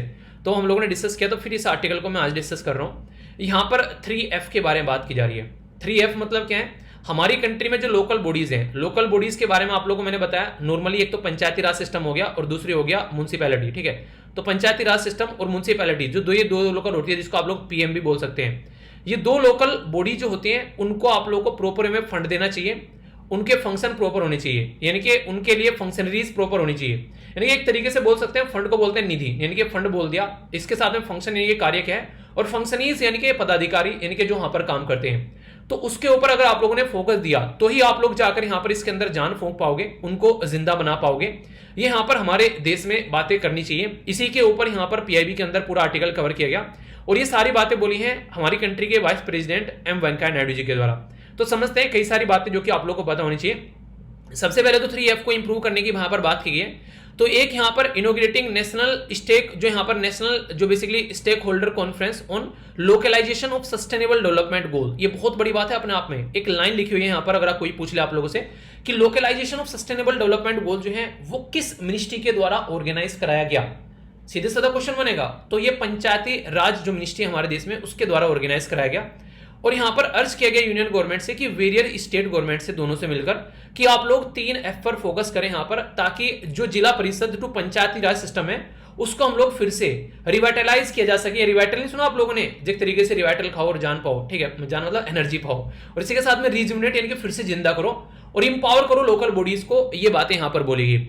एक क्वेश्चन पूछना चाहूंगा, आज की डेट में पंचायती राज मिनिस्टर कौन है हमारे देश में, ठीक है, ये आप लोगों को बताना है। बड़ा ही प्यारा सा एक छोटा सा क्वेश्चन है, मैं आशा करता हूं कि आप लोग इसका आंसर जरूर दोगे।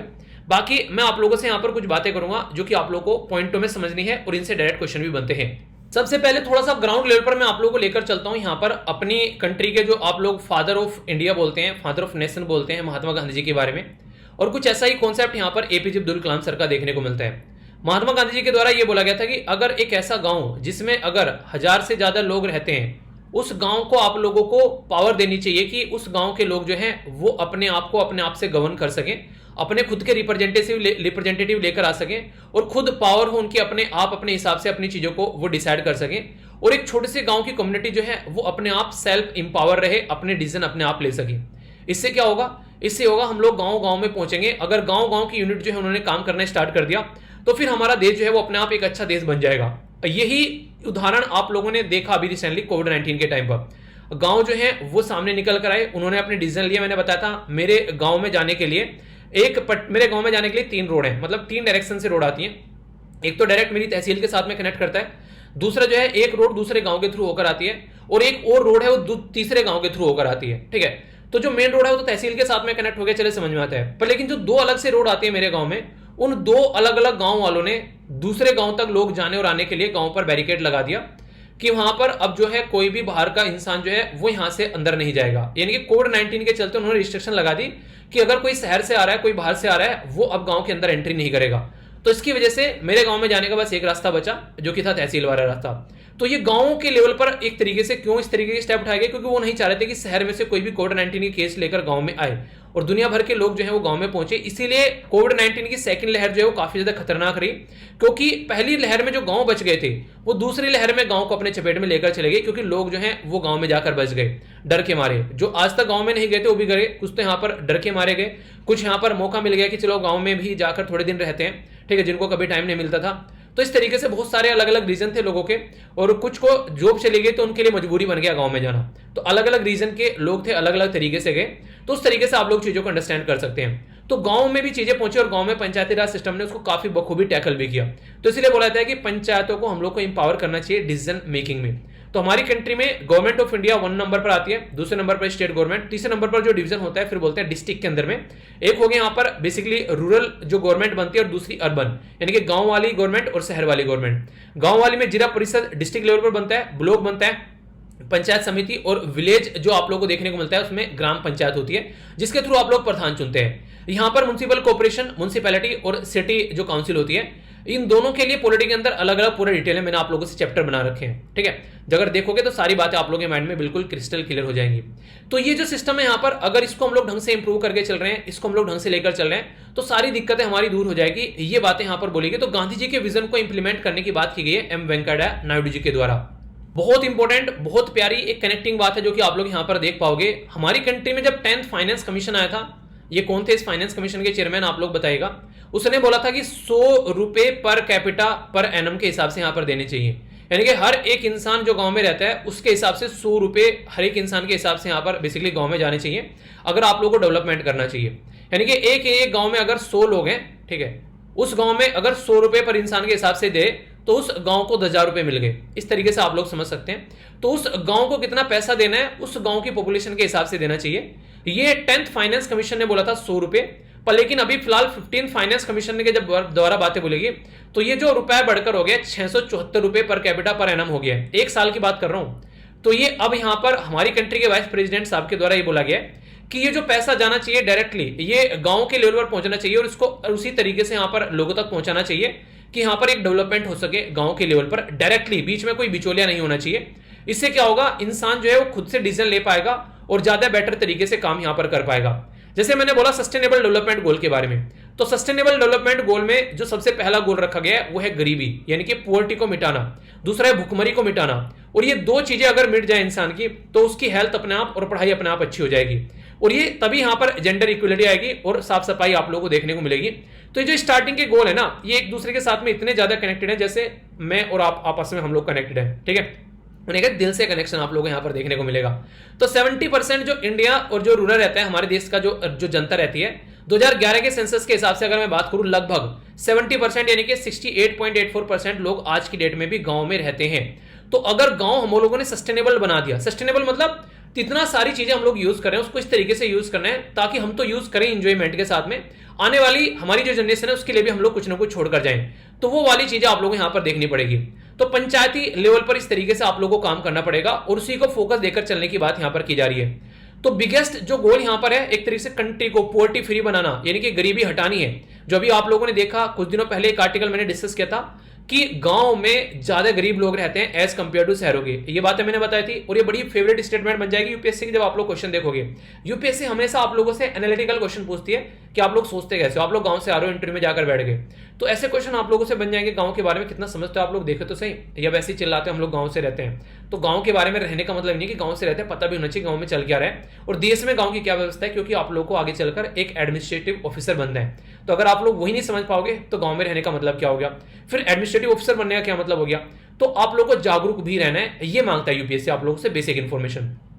तो गरीबी कैसे मिटानी है, तो बेसिकली वही एक बात है कि अगर आप लोग उनको डिसीजन मेकिंग कैपेबिलिटी देगो, उनको पीने का पानी मिलना चाहिए, अपने आप से वो एम्प्लॉयमेंट जनरेट कर सकें, प्रॉपर वे में ऐसा ढांचा बना सकें और खासकर गर्ल्स के ऊपर भी और बॉयज के ऊपर भी जो यंग जनरेशन होती है उनको एजुकेशन के ऊपर फोकस देना है। एजुकेशन एक ऐसा टूल है जिसको हम लोग काफी हद तक लोगों तक पहुंचाकर उनको इंपावर कर सकते हैं। और अगर आप लोग फ्री में एजुकेशन किसी को नहीं दे सकते तो कम से कम अफोर्डेबल एजुकेशन बना दो ताकि लोग जो है ज्यादा पैसा न पे करने वाले भी उनको बेसिकली उस एजुकेशन को ले सके। तो ये सबसे इंपॉर्टेंट है क्योंकि फ्री में अगर एक तरीके से चीजें दी गई तो किसी न किसी के टैक्स की मनी होगी यहाँ पर, और फ्री में अगर किसी को दे दी तो उससे कई बार ये लगता है कि इंसान जो है मिल गई उसको यूज ही नहीं कर रहा। जैसे किताबें कईयों को फ्री में मिल गई, ठीक है, खोल के ही नहीं देख रहे हैं, ठीक है, पर लेकिन वही किताब अगर खरीद कर लेकर आता 500-600 रुपए लगाकर तो इंसान बैठ कर उसको पढ़ता, क्यों, क्योंकि उसमें पैसा लगा रखा है। सेम पानी के साथ में आप लोग देखते हैं, इसीलिए बार बार बोला था कि इन चीजों के ऊपर इस तरीके से लोगों को प्रोवाइड कराना है ताकि उनको लगे खाना देना है लोगों को। अगर वो 50 रुपए की थाली आती है, 50 रुपए अफोर्ड नहीं कर पा रहा तो 5 रुपए की दो, पर लेकिन उसकी गरिमा बनी रहनी चाहिए कि वो थाली जब खरीदेगा इंसान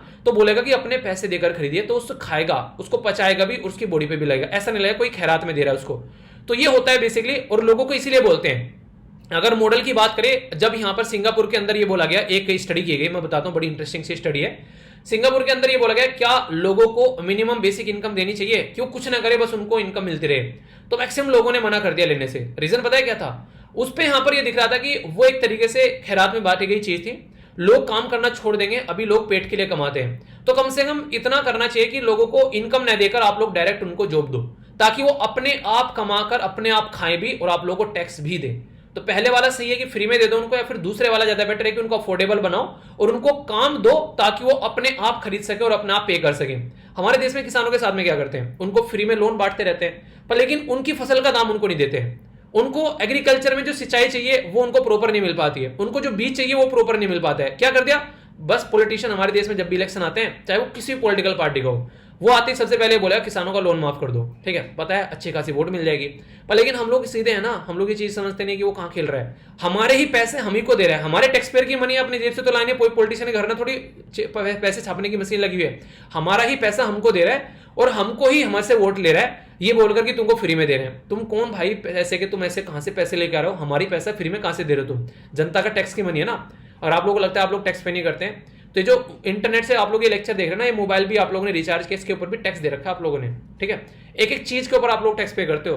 तो फ्री में कुछ नहीं मिल रहा है आप लोगों को यहाँ पर, बस आप लोगों को गुमराह किया जा रहा है कि हाँ आप लोग फ्री में देते हैं, ठीक है। तो इस तरीके से आप लोग समझ सकते हैं। तो हमेशा कहीं ना कहीं से आप लोगों से चीजें जो है वो वसूलने की कोशिश की जाती है, वो आप लोगों को देखने को मिलेगा, ठीक है। अब आप लोग बोलने लगो सर फ्री में लेक्चर है आप लोग वही बात आती है, बार एक बच्चा कह रहा है सर बोलते तो आप फ्री में लेक्चर दे रहे हैं, ये भी फ्री में नहीं है यार, ये कॉस्ट है इस लेक्चर की बहुत बड़ी, बस मैं आप लोगों से अपनी कॉस्ट नहीं ले रहा हूं, ठीक है, मैंने अपनी कॉस्ट फ्री कर रखी है, ये लेक्चर फ्री में नहीं है, क्योंकि अगर यही लेक्चर कोई और पढ़ा रहा होता वो पैसे ले रहा होता। तो यहां पर उसको फ्री में मत सोचो, ये सोचो कि बहुत अच्छी चीज आप लोगों को मिल रही है, लागत नहीं देनी पड़ रही है, तो इसका मतलब फ्री में मत समझो, उसको समझो बहुत महंगी चीज आप लोगों को मिल गई है। इस तरीके से देखो ना, आप लोगों को उसको एंजॉय करने में मजा आएगा। आप लोग सोचो कोई किसी ने आप लोगों को डायमंड दे दिया और बोलो कि ये आप लोगों के लिए गिफ्ट है, तो ये वो कहोगे कि डायमंड फ्री का है, फ्री का नहीं, डायमंड कीमत है भाई साहब उसकी करोड़ों रुपए। तो उस तरीके से उस चीज को देखो, लेक्चर को ये मत देखो लेक्चर फ्री के, ये देखो कितनी कीमती चीज आप लोगों को दे रखी है, एज ए गिफ्ट है आप लोगों के लिए, इट्स नॉट फ्री, ठीक है। फ्री का मतलब हो गया कि हाँ बस खैरातें मिल गई ऐसे, और कोई कहीं भी उठा के फेंक रहा है, कुछ भी कर रहा है, तो उसको आप लोग को समझना पड़ेगा, उससे आप लोग चीजों की अहमियत समझ पाओगे। माँ बाप का प्यार फ्री में मिल रहा है, फ्री में है वो भाई साहब, जैसे तैसे अपना जिगर काट कर जिंदगी कैसे कैसे कर कर वो आप लोगों को चीजें प्रोवाइड कराते हैं। आप लोग बोल रहे हो फ्री में मिल रही है मम्मी पापा की चीजें, फ्री में नहीं है, उन्होंने अपनी जिंदगी गवा दी उसके पीछे। तो ये इंपॉर्टेंट चीज होती है, तो आप लोगों को उसकी रेस्पेक्ट करनी पड़ेगी, तभी आप लोग चीजों को अच्छे से लेकर चल पाओगे। तो यही बातें मैं आप लोगों के साथ में बोलना चाह रहा हूं, यहां पर चीजें कनेक्ट करनी है, तो लोगों को उस तरीके से उनके पैरों पर खड़ा करो ताकि वो अपने आप से चीजों को समझ सके, और आप लोग उनसे यहां पर एक तरीके से देश को डेवलपमेंट की ओर भी लेकर चल सको, ना कि फ्री में इस तरीके की चीजें प्रोवाइड कराना, ठीक है। आप लोगों की क्या रहे इसके बारे में जरूर बताएगा। अब ये जो बात बोली गई इनके द्वारा, ये हार्ट टचिंग बात है। यहाँ पर इनके द्वारा बोला गया कि अभी अगर पंचायत लेवल पर आप लोग जाकर काम करोगे, 31.6 लाख लोग जो इलेक्टेड रिप्रेजेंटेटिव है गांव वाले एरिया में, जो भी यहाँ पर लोग जो इलेक्टेड होकर आए हैं रूरल वाले एरिया में, गांव वाले एरिया में 46% वहां पर आप लोग को वुमेन देखने को मिलेगी। ये अलग बात है कि वहां पर गांव में प्रधान होता है बेसिकली महिला, उसके हस्बैंड जो होते हैं वो चला रहे होते हैं, पर लेकिन फिर भी उनके नाम पर काम हो रहा है, तो वहां से एक जागरूकता बढ़ रही है, और कई सारी जगह महिला अच्छा काम भी कर रही है, कई सारी ऐसी प्रधान भी आप लोगों ने देखी होगी जो पढ़ी लिखी लड़कियां प्रधान बन रही हैं, ठीक है। तो वो एक तरीके से डेवलपमेंट भी लेकर आ रही है ग्राउंड लेवल पर। तो जो गांव वाले एरिया में यहाँ पर वुमेन इंपावरमेंट का ये एक नया काम स्टार्ट किया है, ये आगे चलकर सेंट्रल स्टेट में भी आप लोगों को देखने को मिलेगा, तो ये भी काफी बड़ी बात है। तो इसी के चलते यहाँ पर एक लोगों का पार्टिसिपेशन बढ़ रहा है, तो इसके चलते आने वाले टाइम में हम एक कॉम्प्रिहेंसिव डेवलपमेंट कर पाएंगे। कॉम्प्रिहेंसिव का मतलब एक ऐसा डेवलपमेंट जो कि सबको इंक्लूड करके चले, यानी कि ना कि एक अकेले इंसान का डेवलपमेंट हो रहा है, सबका डेवलपमेंट हो रहा है, आप लोग यहां से ऐसा बोल सकते हैं। तो इसके चलते जो 17 सस्टेनेबल डेवलपमेंट गोल जो मैंने अभी आप लोगों को बताए थे, उनमें गरीबी को मिटाना है, हेल्थ को रखना है, बच्चों के लिए अच्छी सोसाइटी बनानी है, एक ग्रोथ अच्छा होना चाहिए, गाँव को भी अच्छे लेवल पर डेवलपमेंट हम लोग को करना है, वो सारी चीजें हम लोग कर पाएंगे, और यही काम हम लोगों को करना है, इसी के ऊपर फोकस देकर यहां पर चलना है, ठीक है। तो किसी भी आर्टिकल में कोई भी डाउट यहां पर नहीं होना चाहिए आप लोगों को, सारी बातें एक एक करके हम लोगों ने डिस्कस कर ली है, पूरा आर्टिकल भी आप लोगों का रिवीजन भी हो गया, जिस किसी ने बेसिकली अगर देखी होगी चीजें ढंग से, तो ये है आप लोगों के सामने सुडोकू, और ये है आज के क्वेश्चन के आंसर नव्या के द्वारा दिए गए काफी अच्छे से।